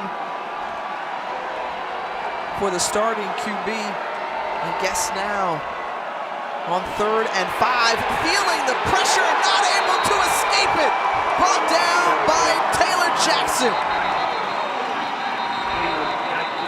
And with a full complement of timeouts, Mike Houston spends his first of the first half. And just miscommunication. You have to know who's hot. Not coming right up the middle. You have to avoid him and somewhere get rid of the football. Taylor Jackson's a linebacker coming on a blitz. Hot read, responsibility of the quarterback. Well, defensive coordinator Blake Harrell dialed up that blitz, and nearly untouched Taylor Jackson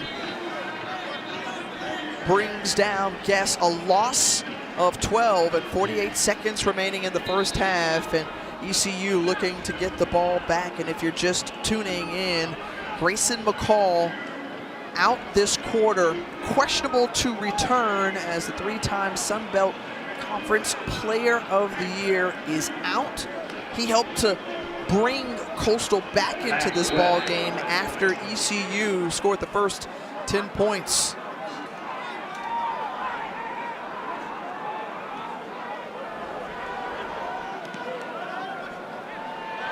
Flag comes out on the punt as it's down inside the 5.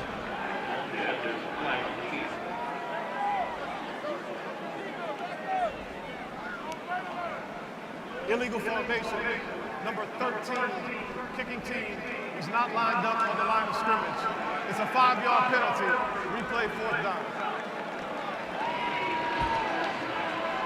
So try it again, but a number of penalties we've seen through the first 2 quarters, Jay. Yeah, plays got a little bit sloppy at times, kind of overshadowing some great quarterback play by both teams. Coastal Carolina just cannot get out of their own way right now. Had an excellent punt, pinning them inside the 5-yard line. Of course, East Carolina's going to take the penalty and try and set up some type of return. The true freshman, Evan Crenshaw, will try it again. And this one down and fair caught at the 15-yard line. This is going to sound a little different. We'll see how aggressive they are, but with 35 seconds left and some timeouts and a Coastal defense that's kind of reeling right now, stopping the pass, I wonder how aggressive Coach Houston's going to tell Donnie Kirkpatrick, the offensive coordinator, to be with his play selection right now. Well, remember, ECU received the ball first to open the ball game, so Coastal will get the ball back. So we'll see if they still try to walk it down the field, as Ehlers, who's been great tonight, 17 of 21, 213 yards, and they give it to Keaton Mitchell. They keep it on the ground, and he is stopped. Griffin is there to wrap him up first, Jaquan Griffin.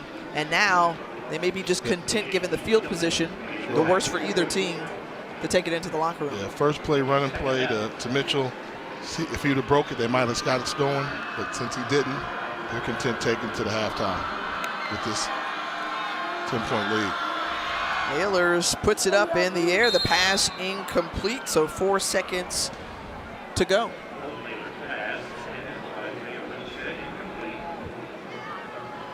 Holton Ehlers, the veteran quarterback for the Pirates, who's helped to captain this team, came back for his 5th and final season.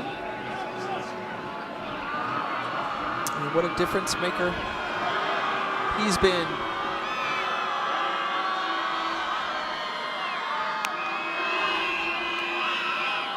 Mitchell, final play of the first half, and East Carolina content to go into the locker room with a 24-14 lead over Coastal Carolina. So the battle of the Carolinas, and after 2, it's in favor from the group out of Greenville, North Carolina. Let's send it down to the field with Jalen standing by with their head coach, Mike Houston. Coach Houston, 8 penalties for 100 yards in this first half for you guys. What are you telling your team to combat those numbers for the second half? Well, some of it's execution. I mean, it's just some of the rust and some new guys. We just got to get that stuff corrected, okay, not beat ourselves. That's a big thing, because we're doing a good job moving the football, but we're putting ourselves in long yardage situations with those penalties. Up until these last couple drives, really back and forth game, what's going to be your message to the team for you guys to pull away in the second half? Well, we'll stick to the plan. We came here to play football. We don't want to get into all the extracurricular stuff. If they want to do that, let them do it, okay? We need to play football. Stick to doing what we do. That's it. All right, thank you, Coach. Thanks a lot. So for more, let's send it to the studio with Matt Berry. What's up, dude? Great first half. Welcome back to Capital One Bowl Mania.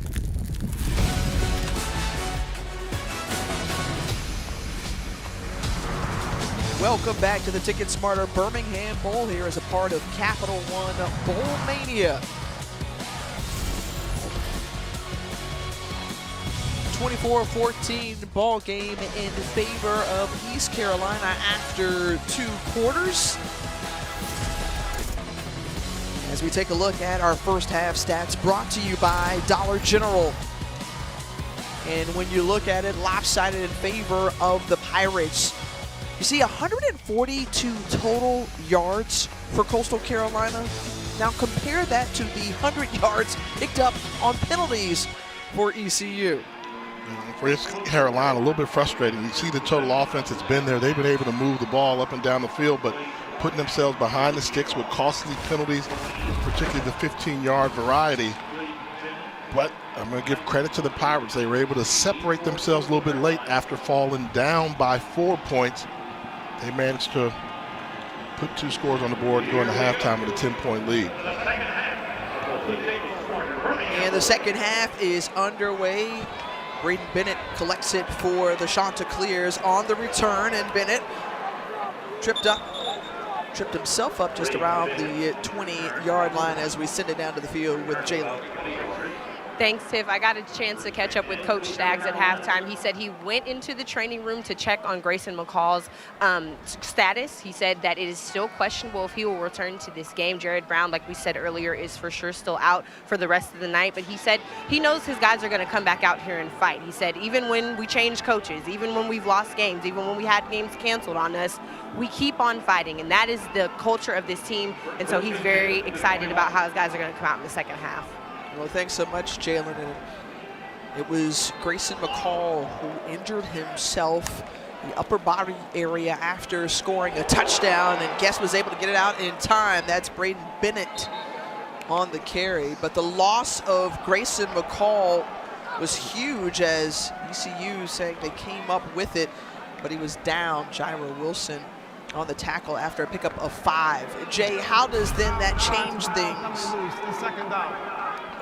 I mean, you know, I'm thinking about what you can say to that team at halftime. And you take a look at the play, and ooh, that ball was going down. And that ball was coming out as he was going towards the ground. This is going to be a fumble. And you almost want to say, if Coach Staggs wants to tell the team, guys, you got one more fight in you. Just one more fight in you. One more half for all that you've worked. Don't go out like this in what could be our final game together.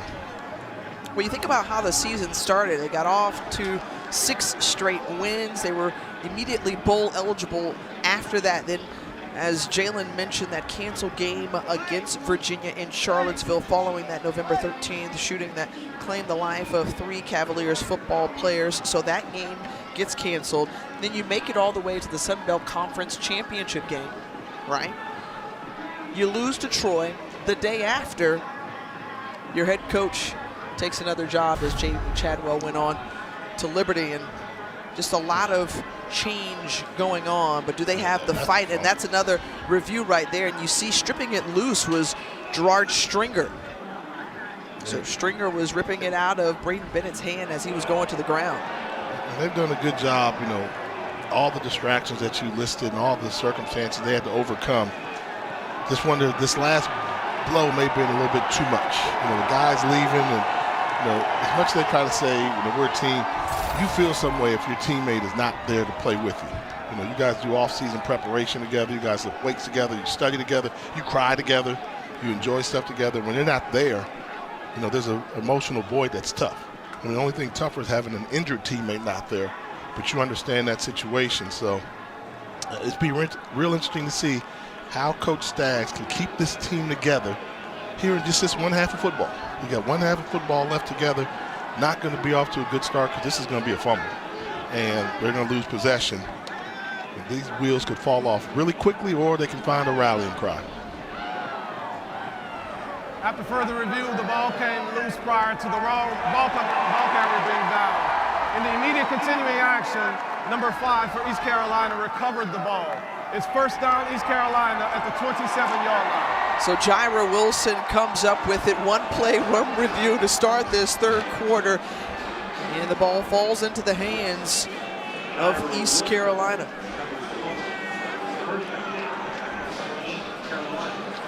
So now the Pirates, who took a lead going into the locker room, finding themselves once more in Coastal Carolina territory. Holton Ahlers, who was 17 of 22 in that first half, 217 yards, and Keaton Mitchell doing it out of the backfield. We already picked up 100 yards on the ground. Say, let's toss it out to him. And how about this? ECU's run 37 plays in this game. 27 of them have come in Coastal Carolina territory. Taking advantage of great field position. And yet again, Coastal can't get out of its way. And there's a Pirate offense that smells some blood in the water. The hometown product, Holton Ahlers, trying to help his Pirates punch it in once more. The handoff to Keaton Mitchell. Mitchell stopped and tackled after a gain of 2. So into the red zone, but you think about Keaton Mitchell and what he's done this season, right? 7 consecutive 100-yard rushing games on the ground for the Pirates. We saw a little bit of his dynamite and breakaway speed there in the first half.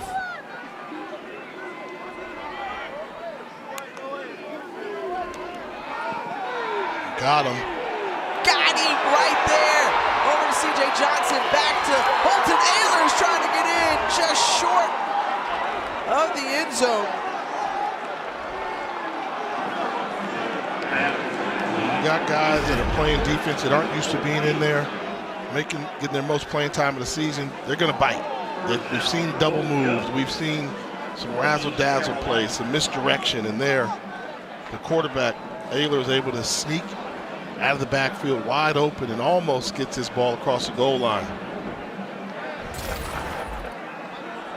The effort, but how about the pass from C.J. Johnson? They've just been playing a little pitch and catch. It's been primarily Ayler's to Johnson, trying to bounce off tackles, and good one wrapping up and brought down by Mr. Bruce, Shane Bruce, that is.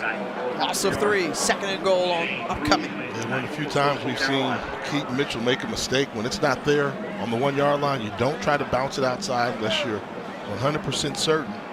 Can't jeopardize getting negative plays inside the 5-yard line. So we've seen Donnie Kirkpatrick get creative with his play calls early in each of the both starting quarter and here in this 3rd quarter. And Holton Ahlers stopped short. Bruce once more on the stop along with J.T. Killen. Let's go back to what Jalen said, the halftime speech. Do you have one more fight left in you, fellas? You're telling the defense right now, can this Black Swarm defense of Coastal Carolina make one more stop? Hold this to just a field goal attempt after having 1st and goal from the 1-yard line. Let's see what they can dial up.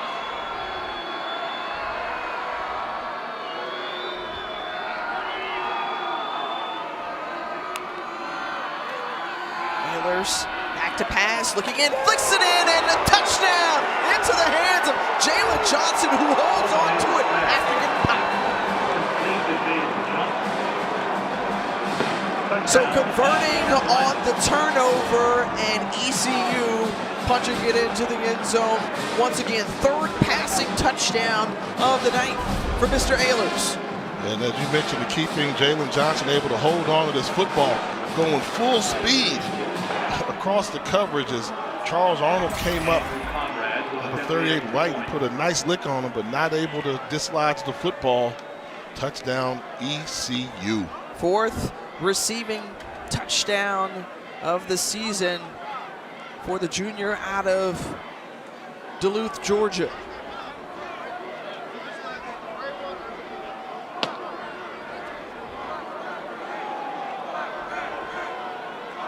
Conrad on for the extra point. It's up and it is through. So ECU trying to pick up their first bowl win since 2013. They're well on their way up big over Coastal.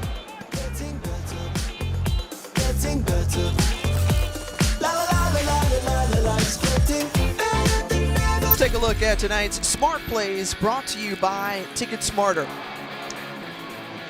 Talk about, hey, knowing where you are on the football field, balls on the ground, even though you don't hear the whistle, you play through it, and then you outsmart the defense by going misdirection, reverse pass to the quarterback, and then the touchdown score. Hold on! Big hit coming. ECU in control. 21 unanswered points for the Pirates, and Holton Ahlers right now all smiles. On the return here, there's Braden Bennett. Bennett spinning off a tackler and then finally brought down. The first meeting ever between Coastal and East Carolina in football. We've known of their interactions on the baseball diamond. Obviously, Coastal Carolina sporting a national championship back in 2016. In East Carolina, pardon me, East Carolina, one of those mid-major programs that's been on the rise recently in baseball, cracking the top 25 a couple times. The job that the Chanticleer baseball team did, nobody thought a mid-major on the East Coast could win a chip. And they won it all. Well, you just think about the progression of this football program. Just a 20th season of football for Coastal Carolina, their 3rd straight bowl appearance after missing their first 3 years as a full-time FBS member, and the job that the former head coach Jamie Chadwell did in getting them to bowl games, winning one last year in that Cure Bowl a season ago, back-to-back 11-win seasons. And got to mention Nice run here on the edge. That's Reese White.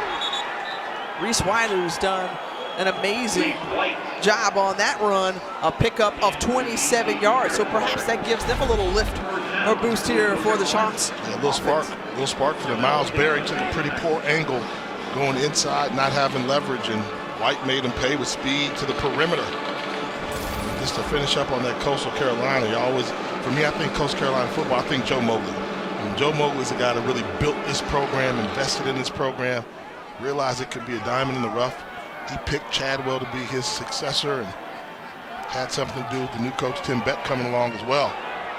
Taking a shot, Jared Guest got him into the end zone. There's Tyler Roberts for the score. So the nice spark you saw on the run from White, a little oh yeah from Tyler Roberts after that touchdown catch. Yeah, with a little bit of wiggle at the end of it on the celebration. What a good job by Jared Guest. Throws this ball up, and you'll see just a full head of steam. Tyler Roberts, like a freight train, blows by Malik Fleming, untouched. That's poor coverage in the secondary by Fleming. You have to reroute a 6'4" guy that's striding by you at some point. And Guest put it on the M-O-N-E-Y, money. So coming out and scoring, and the celebration still continuing on the Coastal sideline. That's the sign of life Chad Staggs wants to see. The Ticket Smarter Birmingham Bowl is brought to you by Dollar General. Save time, save money every day.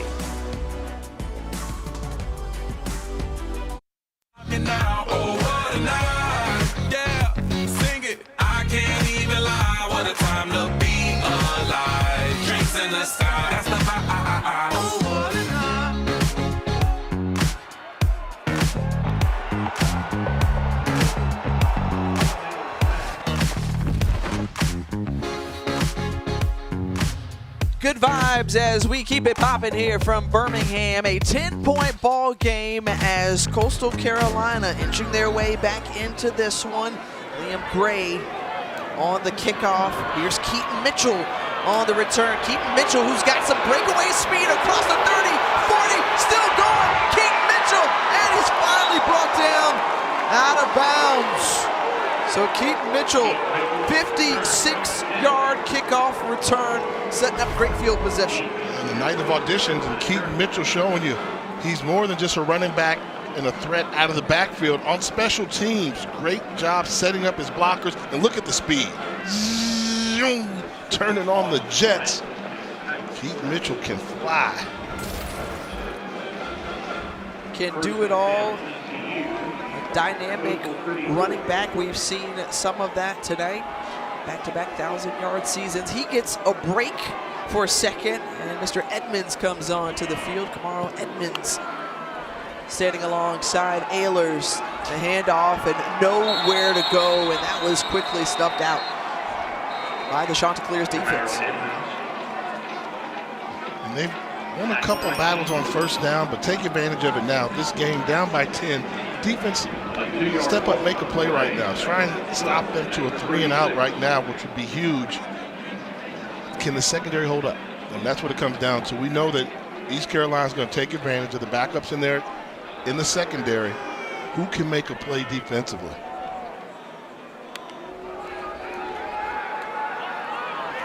Ehlers intercepted nearly. Oh!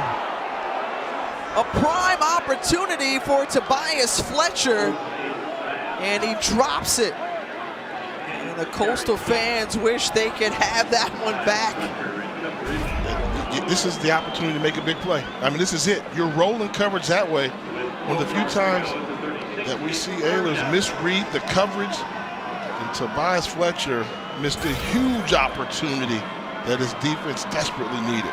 You asked the question, who was willing to step up now with third down on the way? A timeout taken on the field by East Carolina. 30 seconds in late.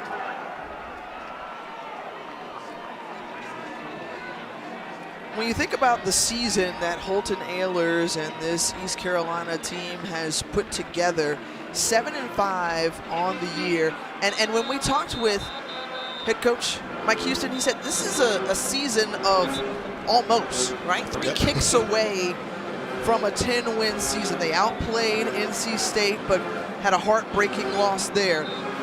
Then Navy losing in double overtime, another gut-wrenching loss for them. But then they were able to turn things around in that win in 4 overtimes over Memphis, who won earlier today. And I got to tease Coach a little bit. You know the way the ball bounces. If you say, okay, you're a couple wins away from 10 wins, but you're also an overtime away from losing to Memphis and a good win at BYU, which was quality. But at the end, this team kept fighting and got themselves bowl eligible and lead this bowl game.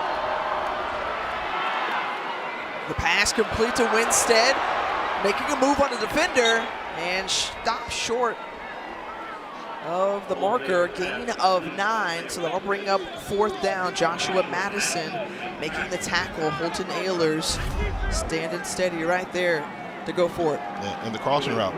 Good job here of making the first tackler miss, changing directions. You just don't see that from guys that are long and lanky with the ability to stop on a dime and cut upfield. The Pirates 1 for 2 on 4th downs tonight. Looks like they're going to blitz him a few times tonight. Man-to-man coverage across the board. Nobody deep help in the middle. One-on-one coverage on the outside, and the throw to C.J. Johnson, and there is the pass interference flag thrown out there at the end. Tobias Fletcher on the coverage. And C.J. Johnson is still down in the end zone.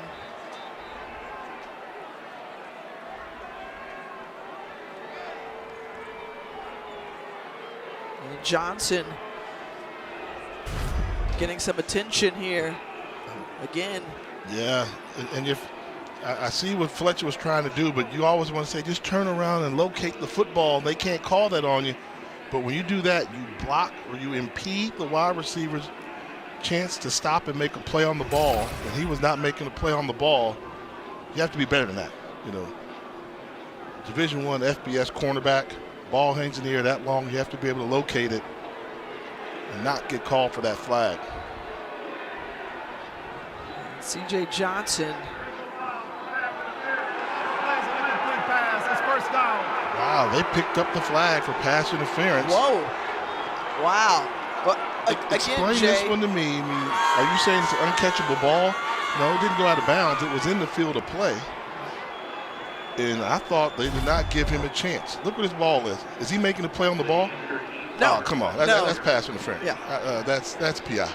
To your point, doesn't have his head turned around to even try to attempt to make a play. He just puts up his hands and shields the receiver. And that's one of the rule changes they have. You don't have to turn your head around, but by him taking that action, he wasn't making a play on the ball, and he literally stopped the receiver from having the ability to come back and catch the ball.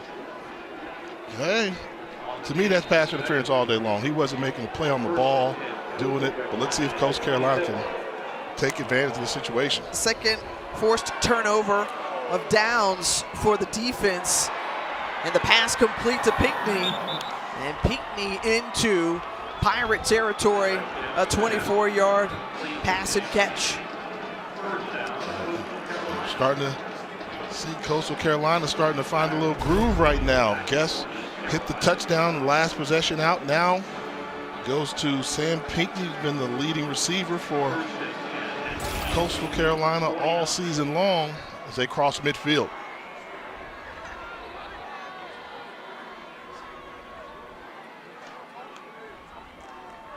Showing blitz, they hand it off. That's C.J. Beasley, and Beasley, who's tripped up by Pre-Washington. No correction. Demel Hickman.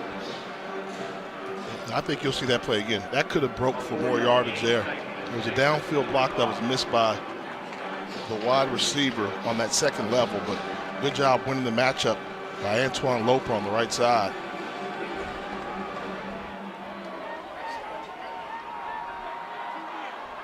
Second and 5. Guess, play action. Escapes, scrambles out, and not for much as Miles Berry stops him. Well, he's just one of those core guys on defense. Miles Berry, also one of the captains for ECU.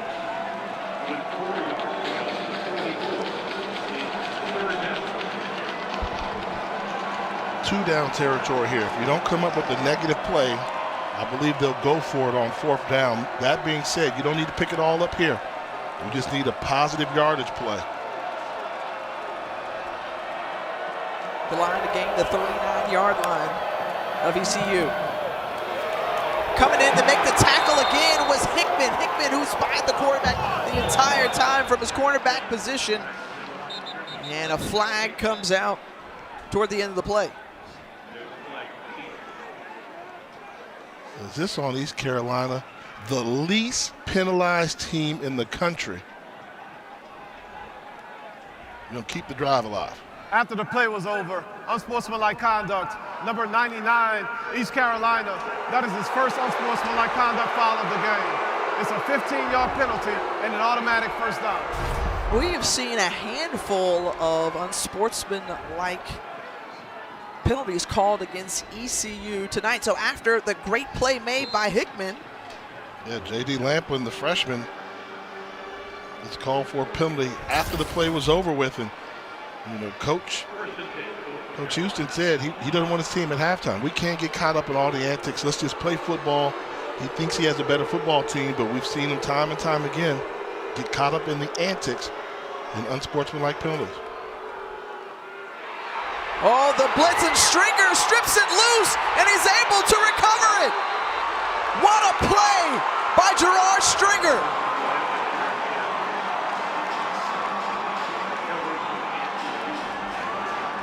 I think they missed Grayson McCall. I mean, that's one where that doesn't happen. The speed of the game, Stringer gets a running start.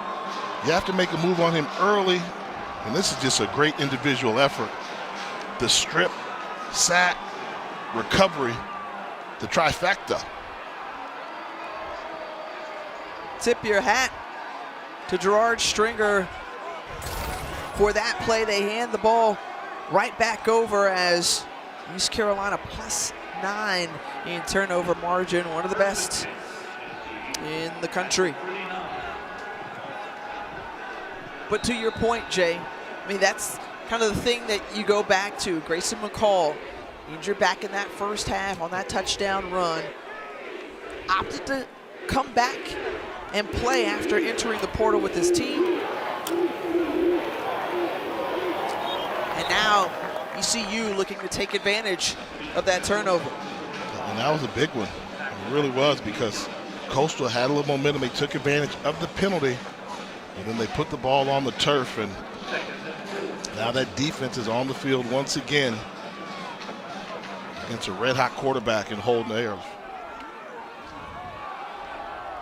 Ehlers 20 of 27, 234 yards and 3 touchdowns. And how about Holden Ehlers? He's got plenty of real estate up ahead of him, lowering his shoulder in the process.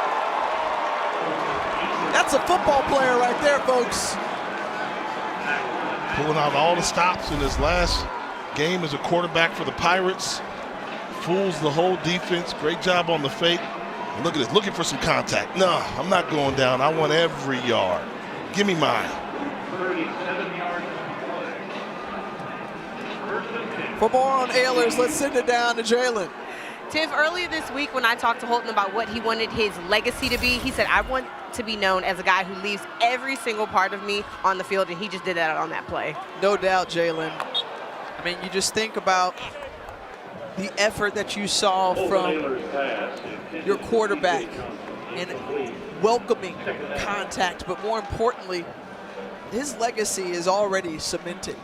Not only at ECU owning several records, just about all, but also in the American Athletic Conference. And Coach Houston, what did he say? My most valuable recruit was my first recruit.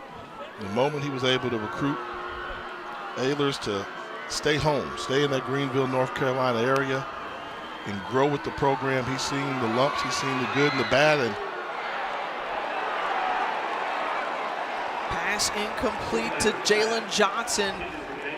Jacob Prosch on the coverage along with Pass Tobias interference, Fletcher. number 23, defense. 15-yard penalty, automatic first down. And Proche whistled for the penalty. Proche, excuse me. And you see that there, just, it turns around, and even with double coverage, almost able to throw that ball in there. And that just lets you know the struggles they have when you have Fletcher, backup safety, and Proche, a backup cornerback in there. You got Jalen Johnson, who's having a really good football game, almost able to make another big play. Again, Proche in there. Lance Boykin opted out, the captain on defense and of that secondary. He, along with Jordan Strong and Josiah Stewart, not on the field for this defense for the Chanticleers.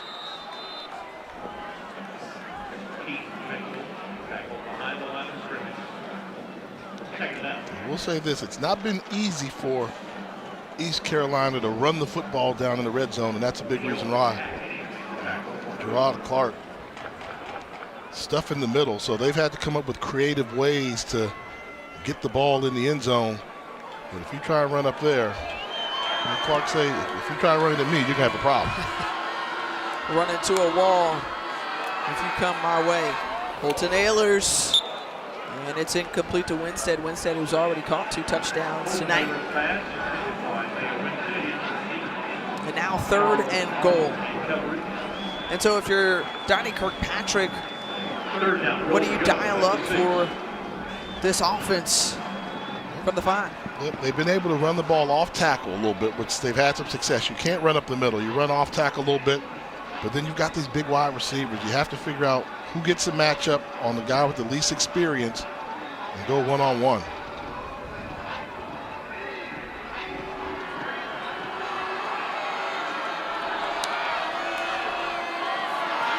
There's that handoff, and right there, that shuttle pass stopped short. Short though. Nice play call. I love the deception there, but a good tackle at the goal line is going to make it decision time for ECU. Until the ball comes loose. It's 4th down. Good look there. He's got momentum, but that's just a great textbook tackle by Shane Bruce from his linebacker position. And watch this, Tiff. Coming right at you. Watch him wrap and get the legs. If you take the legs, he can't get the forward lean. 4th and goal. Stopped the last time they tried it on 4th down. They go with Ahlers, and Ahlers is in. Lunging forward for the touchdown, and Holton Ahlers giving it his all, as Jalen said, in his final game in an ECU uniform. Little gritty action afterwards, Jay Walker. Well, he knew he couldn't run up in the middle. Middle's going to be tough. So he waited, had patience, and then slid to the outside before Tobias Fletcher could come up from his safety position.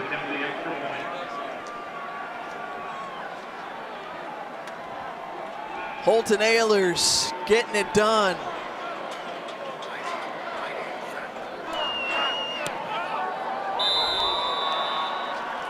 And East Carolina stretching the lead back out, nearly 3 minutes taken off the clock, capped off by this run from Holton Ahlers. And uh-oh, I need a little gritty in my life.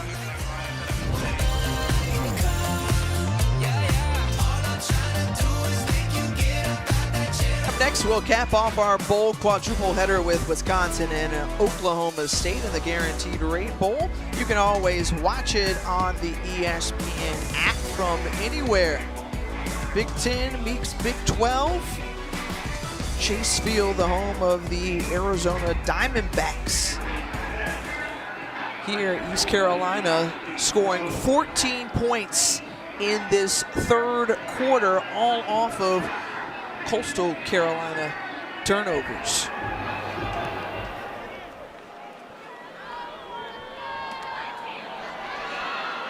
Back in action, that's Bennett. As we send it down to the field with Jalen Johnson. We've been talking a lot about Holton Ahlers and the year that he has had, the best season yet, and I asked him what was the difference, and he said, I went to the Manning Passing Academy this summer. I got to spend some time with some of the best quarterbacks that are currently playing. There was former Kentucky quarterback Will Levis, Spencer Rattler at South Carolina was there. And Holton said, it changed my outlook on the game. My mental aspect has changed, and I look at how to approach the game better now, not looking too big and working on the little things.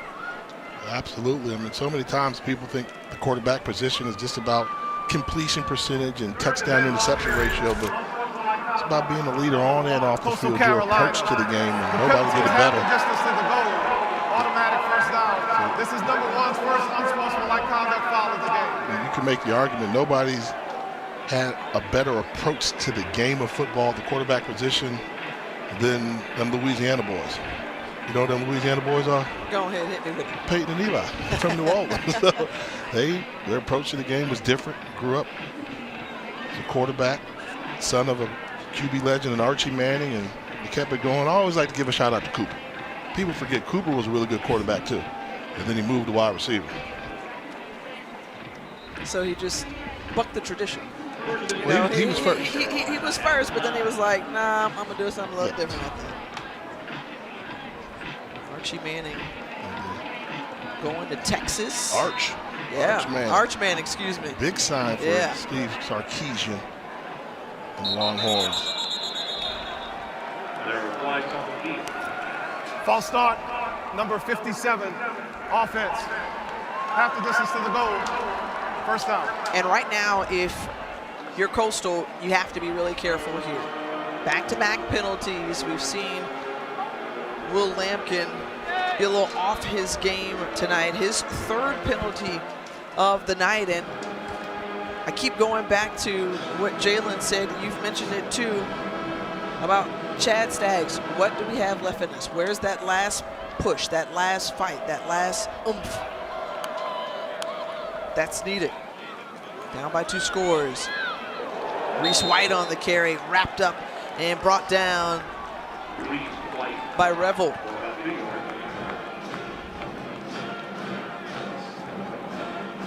And even when we talked with Staggs coming in to the game, we said, okay, well, hey, what will your message be given all that's, taken place recently? He said, hey, look, reminding the guys that, you have to prepare to win a bowl game, right? Just like you remember that feeling from last year, you want it again, and then B, go out there and have fun.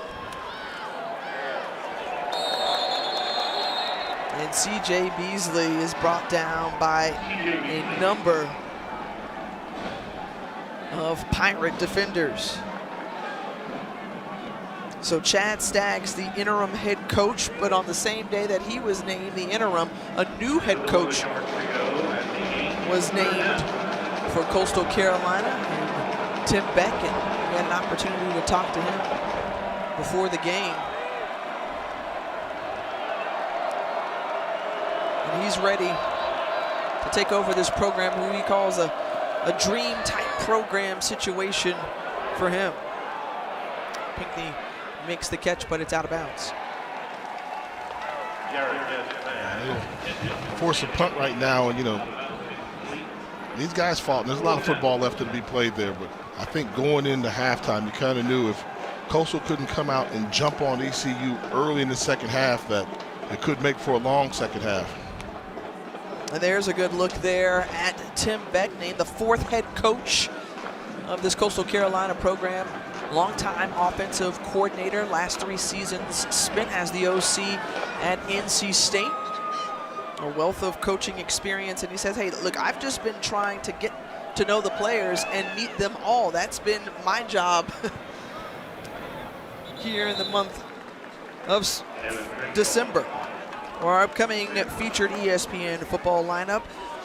Michigan taking on TCU, and then another heavyweight matchup between Georgia squaring off against Ohio State in the college football playoff semifinals Saturday.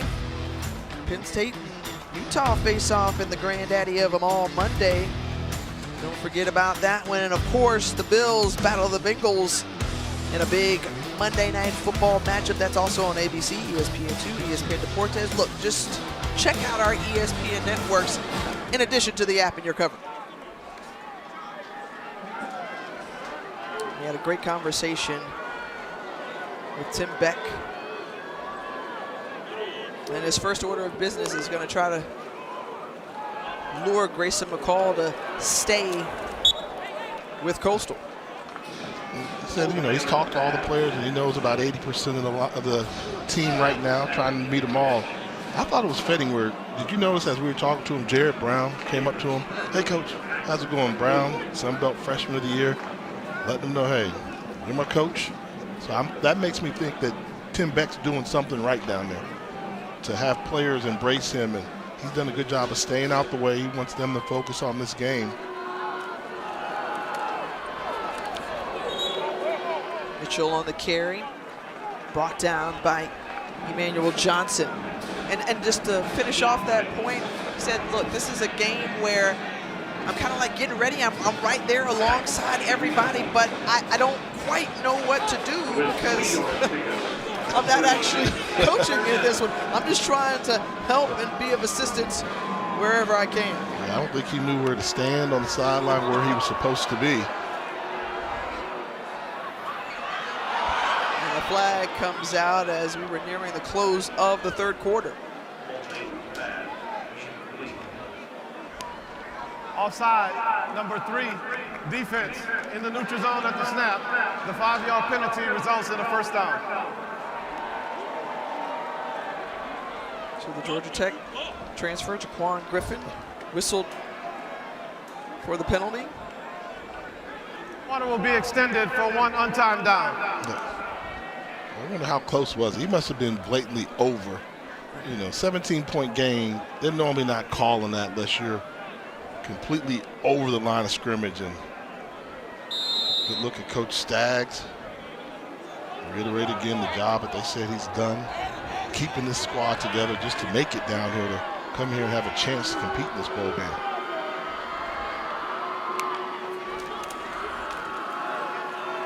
And the handoff to Keaton Mitchell. And that will take us to the end of the third quarter.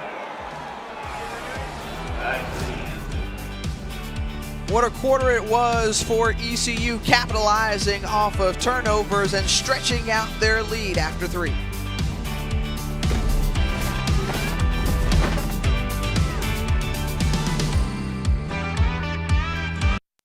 Welcome back to the Ticket Smarter Birmingham Bowl here as a part of Capital One Bowl Mania in the Magic City, and it's no quarter time for the Pirates. That means no pity or mercy on your enemies. 14 points put up in the third quarter, and now ECU 15 minutes away from their first bowl victory in 9 years. Keaton Mitchell with a solid run. And important now for ECU to do what Coach talked about at halftime. Coach Houston, don't get caught up with all the extracurricular activities. Coastal Carolina, frustrated bunch. They're going to try and, you know, instigate some trash talk, some penalties. If you're ECU, just focus on the task at hand, run the play, and tell them, look at the scoreboard and keep moving. The toss to Mitchell. A little stutter step delay, still going. And down near the 2-yard line and a fresh set of downs. And the flag coming out. We already saw one just at the end of the quarter. A personal foul called against Coastal. Holding, number 73, offense. 10-yard penalty, second down. That's from their best guy up front, Rashad Strother, along that offensive line, the left guard for the Pirates. I mean, good job on the pull. And football spun him around a little bit. Tough call there. This makes the job a little bit harder for the Pirates.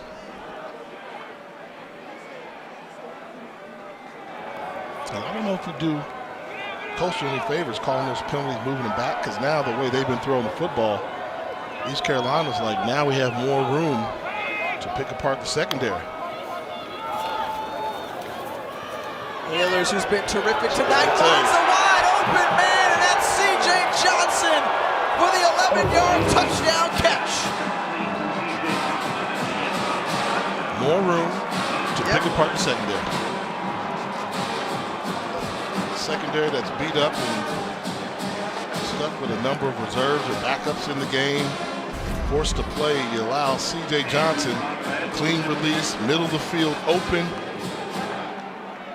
Just don't miss it. Easy throw from Ehlers to Johnson. First receiving touchdown of the night for C.J. Johnson. Meanwhile,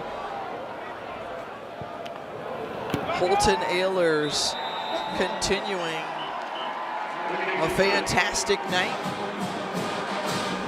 23 of 32. And this, his 4th passing touchdown of the night.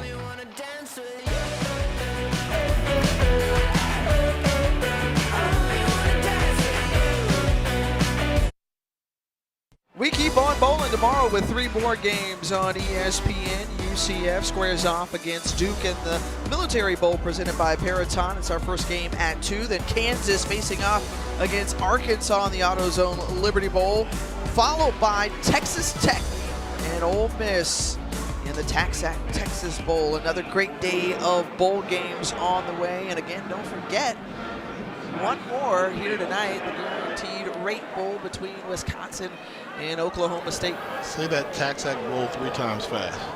TaxAct Bowl, TaxAct Texas Bowl, All right, let's go back and take a look at that touchdown. How's the guy get so open? We talk about the secondary having struggles. We'll take a look here, number 13. This is Joshua Madden. He's the free safety. His job never gets behind you, but miscommunication. He comes down, gets caught in the wash. It's a pass off. You're the free safety. You got to be deep. Nobody deep. Miscommunication, blown coverage, whatever you want to call it. But you can't let a guy go that free into the end zone. Communication is the key. You see Holton Ehlers' throwing hand getting worked on as Coastal Carolina runs it with Reese White on first down. Nice play by Jeremy Lewis. Jay Walker, Tiffany Green along with Jalen Johnson down on the sideline. This ball game was 24-14 at the half. East Carolina, but 2 fumbles in the 3rd quarter by the Chanticleers allowed the Pirates to put up 14 more points in the 3rd. And then coming off that score, it's now 45-21 in favor of the group out of the American Athletic Conference. Reese White making something happen on the catch of the yards after catch, and he picks up the first down. This is the evaluation period. Coach in waiting, call him coach in waiting, Tim Beck on the sideline watching Coastal Carolina. If you're a young player out there right now, you want to go out there and make an impact and show coach that you can play and move up the depth chart a little bit for spring football.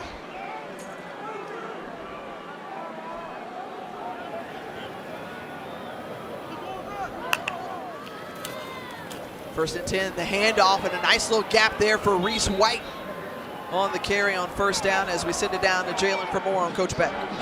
You guys, Coach Beck told me earlier that the first time he knew that Coastal Carolina was a special place was back in 2017 when his daughter Haley was on campus to take her volleyball visit. That's where she played volleyball in college. And he said, I just knew it was a diamond in the rough. He said, everything about the campus, I just loved it. So I kind of just kept my eye open. He said, you know, I had my feet planted where I was at NC State, but when I got a chance to come back here and got the opportunity presented to me, I was really excited about it. And he's really excited to come down here and get these guys going. But he said, like we talked about earlier, the main thing for this week was coming in, getting to know the guys. He's done a lot of recruiting, but he told us earlier he doesn't really know what to do. He's prepping to get ready for a game, but he's not coaching, so he's kind of standing on the sideline and just saying that everybody's way. Yeah, thanks so much, Jalen. And we were talking about that, right? So that is kind of an awkward position to be in, because he's just like, well, I'm used to getting ready for games, but not here. But what do you think he's evaluating with his eyes? What do you feel like he's seeing, especially coming from an offensive side of the ball? The speed. You know, he's coming from NC State to the ACC. Wants to know what's the speed like at Coastal. Does he have a guy that can stretch the field? Who's the radius guy? Who's got strong hands? Who's a good downfield blocker? When you're on the sideline, you can see a lot of those things. You have to go back on game day and evaluate tape. Who's winning their one-on-one blocks in those matchups? And, you know, sometimes you'll see a guy averaging 8 yards a catch, but he's catching the ball 2 yards and running 6 yards. He's got that wiggle, hard to bring down. So, but I think at this point, with the game going the way it's going right now, he's looking for character. Who's going to fight? Who's the guy that you can have when things aren't going your way that's still going to give you 100% effort? White remains in the ball game. Play action. Jarrett Guess has a man. That's Pinckney along the sideline. And the catch is hauled in by the old man Sam. 34-yard pickup. Good job of getting the ball down the field. But this is when we're, give me just a little bit more accurate throw, and he's running to the end zone. See, that's the difference in the starters and the backup. The timing's off a little bit. Guess just trying to get it out there. If that was McCall, he's trying to hurt you for a home run. If you're just tuning in, Grayson McCall went down with an injury back in the first half, and so Jarrett Guess has come on to try to lead the Chanticleers here in the second half, and he's brought down. Big sack made there by Chandre Mills. The transfer from Charleston Southern, who's been a nice addition here, a loss of 9. Yeah, not fooled at all by the old flea flicker. You know, running back, you have to sell it. That's a quick pitch. If you're not getting rid of that ball quickly, then you're in trouble. Great job by Mims. Backs him up now, 2nd and 19. 4th ECU sack of the night.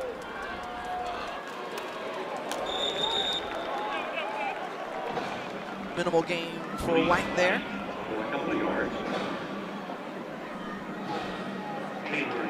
So when you're looking to the bright spots, as Coach Staggs, as the interim head coach, he's looking on and seeing some things.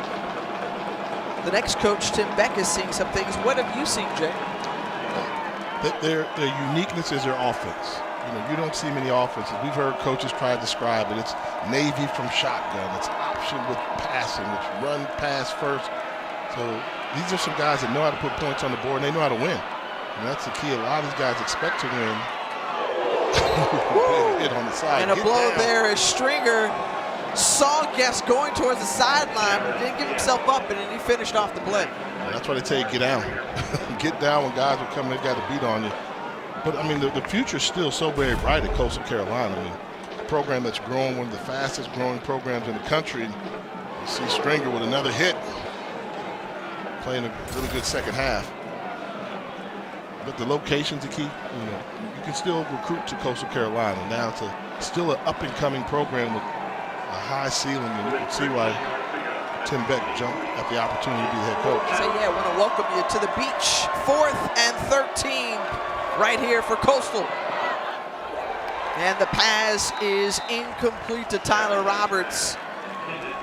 And a turnover on downs, 9:08 remaining. Guess limping off onto the field, off the field rather. And East Carolina will have the ball when you come back.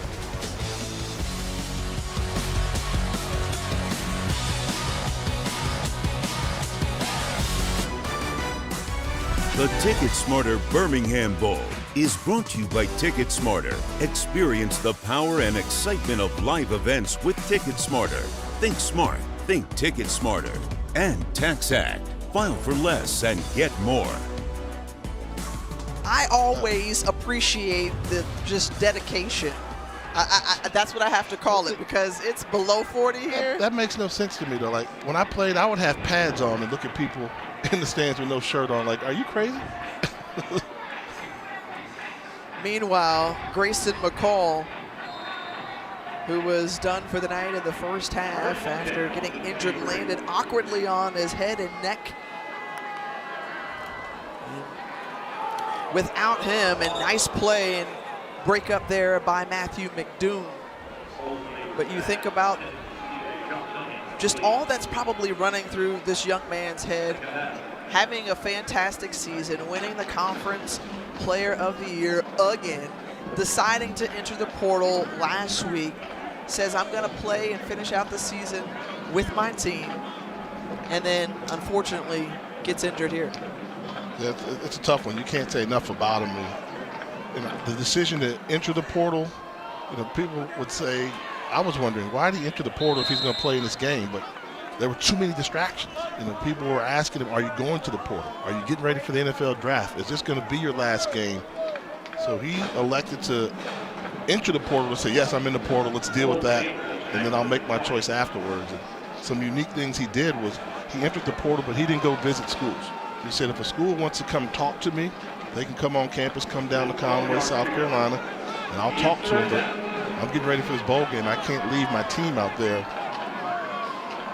A lot for a young man to deal with. Life-changing decisions that he's got to come up with. Just a young man. Meanwhile, the other star quarterback on the other side, Holton Ahlers, facing 3rd and 12. The blitz off the edge and the pass incomplete as C.J. Johnson was held up by Mason Shelton. Yeah, he was all over him there. Easy call. Was wondering what took so long on that penalty marker there. Pass interference, number 45. Defense. The ball will be placed at the spot of the foul. It's an automatic first down. You see how Ahlers just stepped up. They brought the blitz, the pressure. A lot of young quarterbacks would panic, try to run. He just took 2 steps up in the pocket, delivered a throw, got a penalty. Nice pocket presence of a young man from Greenville, North Carolina.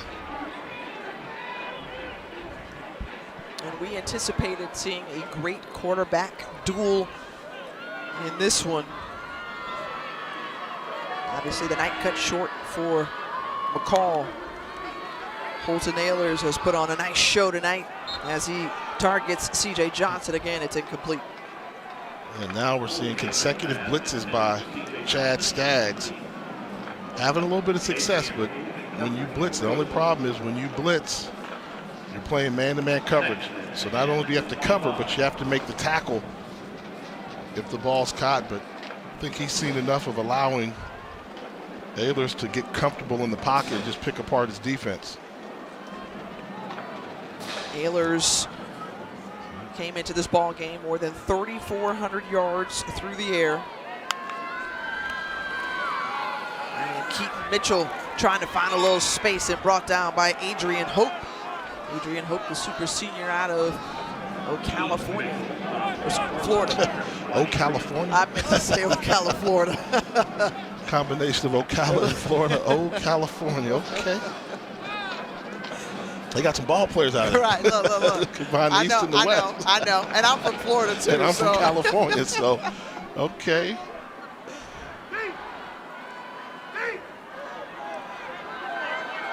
See the night and the numbers for Keaton Mitchell.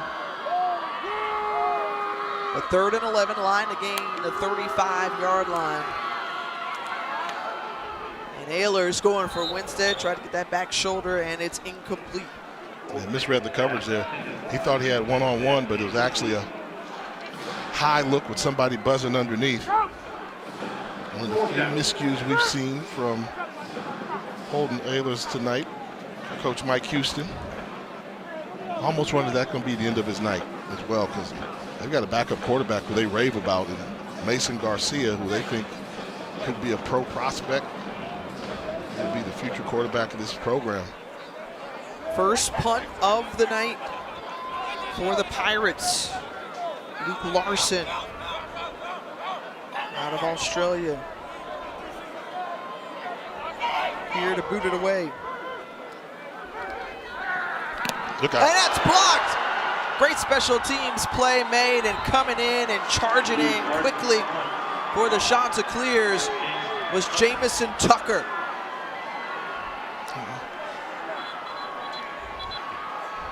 And that's the heart, the energy, and the effort that the future coaching staff wants to see out of the Chants.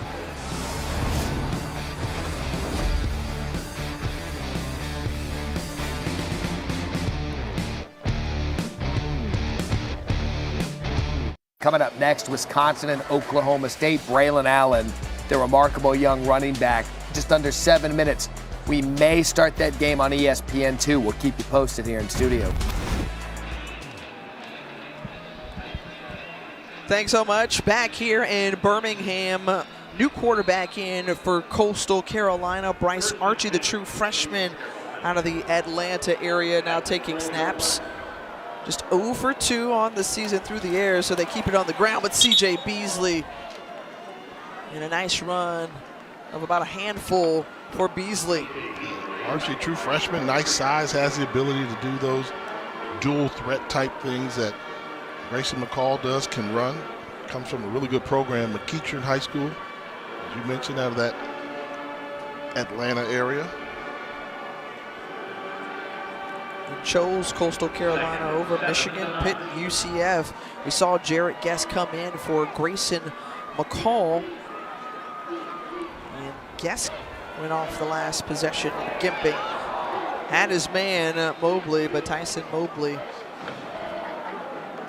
This is the potential future. Yeah. And this is another one of those auditions. We talk about this is the game of auditions. A lot of people auditioning. If you're Bryce Archie right now, you get an opportunity to play in front of Coach Beck. Nobody scripted it that it was going to be this way. But if you have the opportunity, I'm sure he wants to see. I'm sure Coach Beck is really paying attention. Let's see what this Archie kid can do in the game. Never know when your number's going to be called, but you take advantage of the opportunity. And right now, Bryce Archie was popped really hard there by Chad Stevens, but he picks up the first down. Showed some wiggle. Yeah, he did. He had some moves there. Those were some bodies coming in there hot and heavy. Able to escape the pocket. Got hit. Welcome to college football. But you'll see them watch this, set him up, make him miss. Made Miles Berry miss. Took a good lick. But as you said, got the first down. So Jaira Wilson coming in to lay that extra pop on him, and he's down on the field getting some attention right now. The North Carolina native.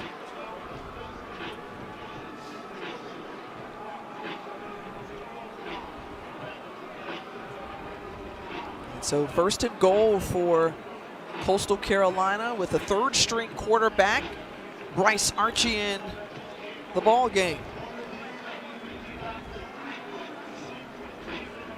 Good to see him get up and a little pep to his step as he walks towards the sideline.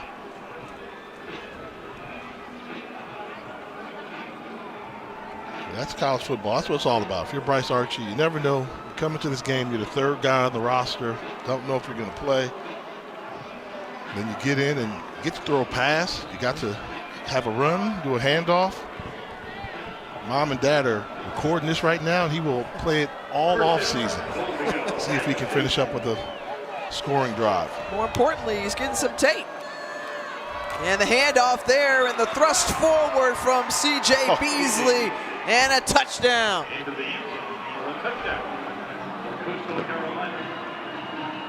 So Coastal Carolina is able to score here in the fourth quarter. You see the handoff, and Beasley's going to do the work from there. Good surge by that offensive line. But take a look at this, Tiff. Away from the ball. Look, you talk about getting chippy. Look. Oh, yeah. They took it to the wall. Malik Fleming and Tyler Roberts going at it. In a 20-something game, ball game, going at it. It's been like that all game long. It has been. And Coastal Carolina going for 2. 0 for 3 on the season. Bryce Archie trying to change that fortune and does so. The 2-point conversion is good.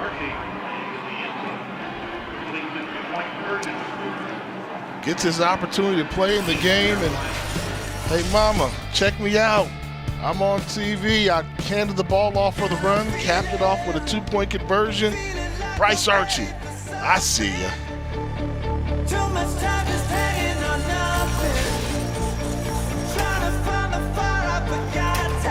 Tonight's Capital One, a player of the game. It's ECU quarterback Holton Ahlers, who's had an outstanding night. outstanding job showing you how to play the quarterback position. Never got rattled. Showed you he could run the football, make great decisions with the football, stayed in control, and the key was he came out hot. That opening drive, he was throwing the football all over the field to establish that he was going to play his best game on his final game for the Pirates. Played his high school ball at Conley High School, elected to stay in his hometown of Greenville, North Carolina, and became the most prolific passer as they're catching everybody off guard, and we send it to the studio. What's up, fellas? All right, so that ESPN2 game, we're starting Wisconsin. See Stormy Bonatoni there. She's the reporter for Oklahoma State, Wisconsin guaranteed rate bowl. Again, if you're a Wisconsin or Oklahoma State fan, we've kicked it off on ESPN2. We will move it over here to ESPN at the conclusion of Coastal and East Carolina. Oh, thanks so much, Matt. Get the cough drop, man. No, he's staying strong. You know what? He's powering through the performance, and I appreciate that. I hope everybody at home does as well.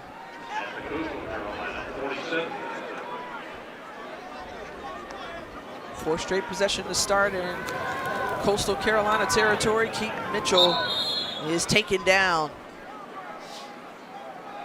Well, you know, 16-point game. Get a stop here and score quickly, and we could get interesting right now. You know, we've been saying that for a while. Coastal Carolina, the problem has been whenever they really need to have that stop to give them a chance to try and sneak back in this game, ECU has responded. They had one punt on the evening? Yep, that's correct. They need to force a punt right now. And right now, East Carolina just content letting time tick off the clock. There's Keaton Mitchell again. Mitchell, who again, another 100-yard rushing ball game for the sophomore running back. And Mitchell, who has just been spectacular this season.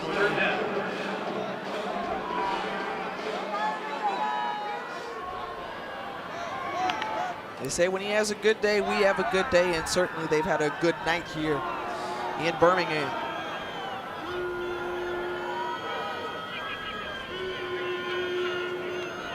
So again, content to just let time wind down. 3rd and 5 from the 41. Ehlers taking a shot, going forward, has a man, puts it on a dime, and it's caught by Shane Calhoun, the tight end. Calhoun matched up against Tobias Fletcher. Coastal asking Fletcher to cover a lot of ground from a slot position.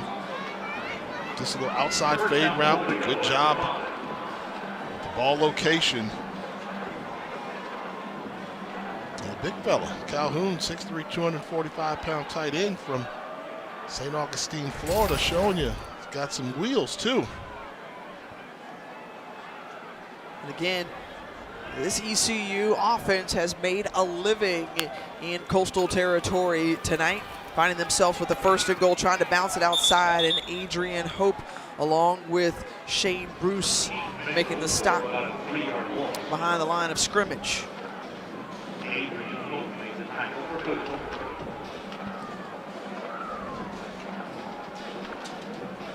Well, don't forget that Saturday is the national semifinals in the college football playoff. Michigan taking on TCU at 4, then Georgia and Ohio State at 8 Eastern. Big games needs a megacast, folks, and there's many ways to watch and enjoy the games any way you want at the ESPN and Disney families, and you covered.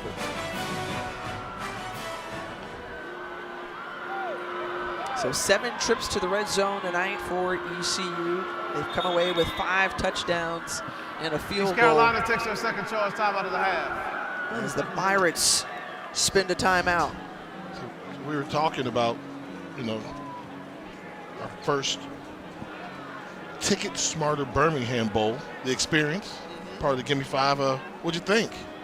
I'm going to put you on hold real quick Sure. and answer that question, because I got to let fans know to tune in the ESPN app for the Capital One post game immediately following the game.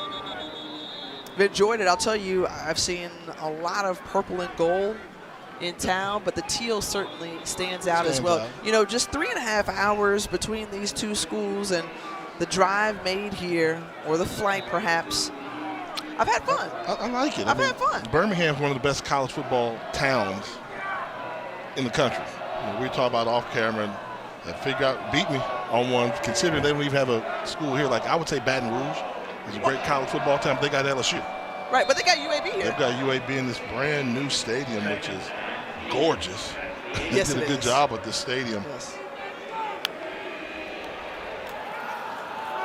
Ehlers going for Winstead, and he's down at the 1-yard line. I would maybe say Indianapolis, rather. Nah. No? No, somebody baited you in that answer. College town, I mean, Indianapolis, I mean, that's home of the NCAA, but, you know. Well, I mean, Indiana and the Hoosiers a little bit, but that's, you know, out there a little bit. Nah.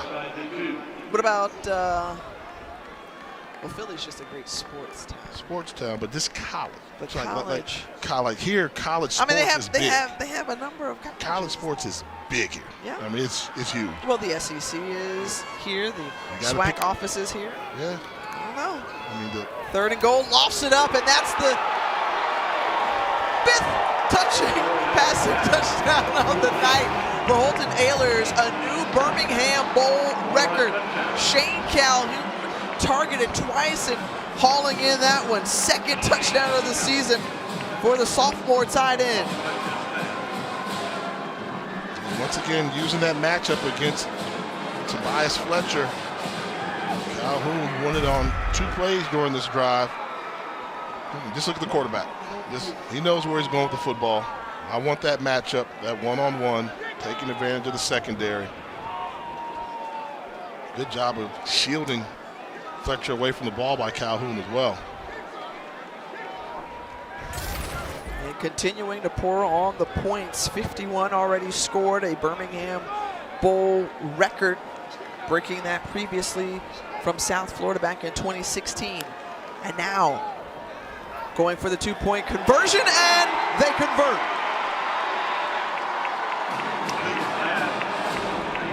So the Pirates just making it rain here in Birmingham. 53 points home on Coastal Carolina. Going with the shuffle pass again. Great job by Mitchell weaving his way in for that. And that should do it there. Scratching my head a little bit, going for 2 with big lead, but you want to go by 24. That puts it clearly 3 scores to even tie you. What a night for Ehlers. And the hugs on the sideline, and the celebration beginning as ECU just over 2 minutes away from their first 8-win season since 2014, but more importantly, finishing off the year with a bowl win. 53 points, 2nd most in a bowl game in school history at East Carolina. And unlike their 2001 game, where they put up 61, they would come out victorious in this one.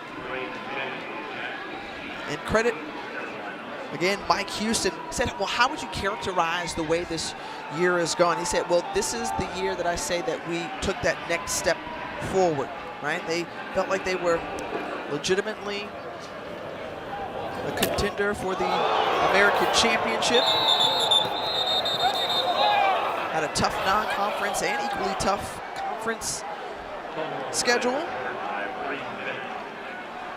And they found their way into a bowl and has really made the most of it. Type of day that Coastal Carolina's having. Fair catch and can't even field the ball cleanly there. Just one of those halves for Coastal Carolina. Things got away from them in a hurry, and really, how ironic is it that Bennett bobbles the kickoff right there, and it was his fumble to start the second half that really opened up the floodgates. East Carolina takes their 3rd and final charge time out of the half. 30 seconds in late. And you think about putting a bow on Holton Ahlers' career and just what he's done. You know, obviously father, longtime PA announcer, Morgan for East Carolina inside Dowdy-Ficklen Stadium. And this is a young man who has just stayed the course, as we've mentioned. And he goes down in the annals of ECU football history, holding numerous school records. We talked about his prolific career in the American Athletic Conference as well. But you love what he's meant to this program. He flipped the fortune, Jay, and helped ECU's future turn around, right? A couple seasons ago and bringing in their first winning season in a number of years, and then he comes here on this grand stage and shows out. He'll go down as one of the GOATs. Well, in school. Yeah. And they've got a nice list of quarterbacks. Yeah. So we were talking, you said Jeff Blake earlier. Jeff Blake was always a guy. You know, I think he's the greatest to come out of there, but David Gerard was a really good one there. But the most famous alum, I said Chris Johnson until we learned of Sandra Bullock. Sandra Bullock. Sandra Bullock went there. Attending ECU. And then congratulations to a friend of mine, Marcus Crandall, getting inducted to the ECU Hall of Fame. He was one of those quarterbacks that did it well. And this is what sports is all about. People, bowl games don't mean anything now. They don't mean anything when you don't win them. When you win them, you love winning your last game of the season.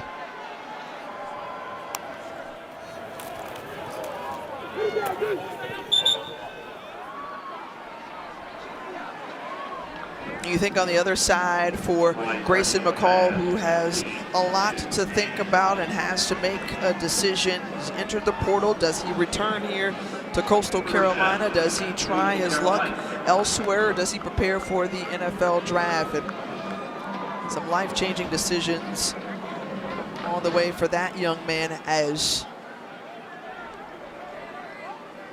didn't close out the way he would have hoped or anticipated. But Coastal Carolina has a new chapter ahead as the fumble comes out. Ball comes loose.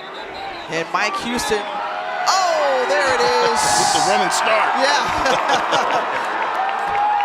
He tried to maybe skirt away from it, but he couldn't avoid it. Holton Ahlers and Mr. Henderson set on making sure they douse their head coach. First down, East Carolina. And then Holton Ahlers is like, wait, I got to go get my helmet and back on the field and take victory formation. See, I would have took his helmet. If I'm Mason Garcia, you're not finding your helmet. The backup, I would have hidden the helmet from him. But Holton's been a great mentor to the next quarterback in waiting and Mason Garcia. But this is the way that Ahlers would have wanted. He hands over. He hands over. Yeah. He tried it though. He ran 30 yards over there to get his helmet, try to go back out there. Come on, dude. That's what I would have told him. Come on, man. Can I get a little something? Just a shotgun snap and a handoff.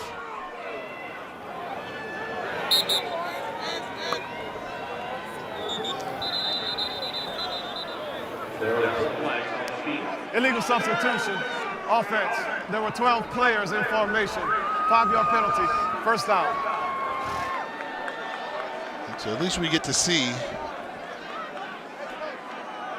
Mason Garcia in some form or fashion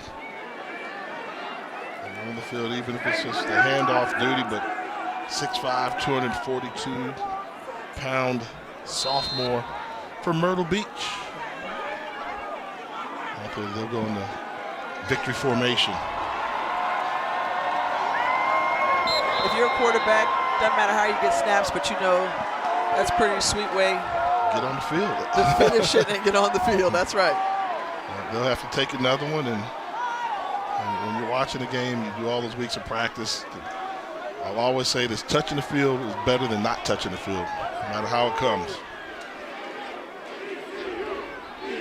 Well, hats off to Chad Staggs and the job that he's done in the interim with all of the transition for Coastal Carolina. A 9-win season for the Chanticleers. They come up short here in the Ticket Smarter Birmingham Bowl.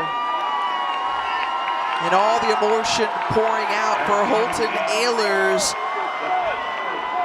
The excitement, and the game is complete. The mission has been accomplished, and ECU winning the Ticket Smarter Birmingham Bowl, their first bowl game win since 2013.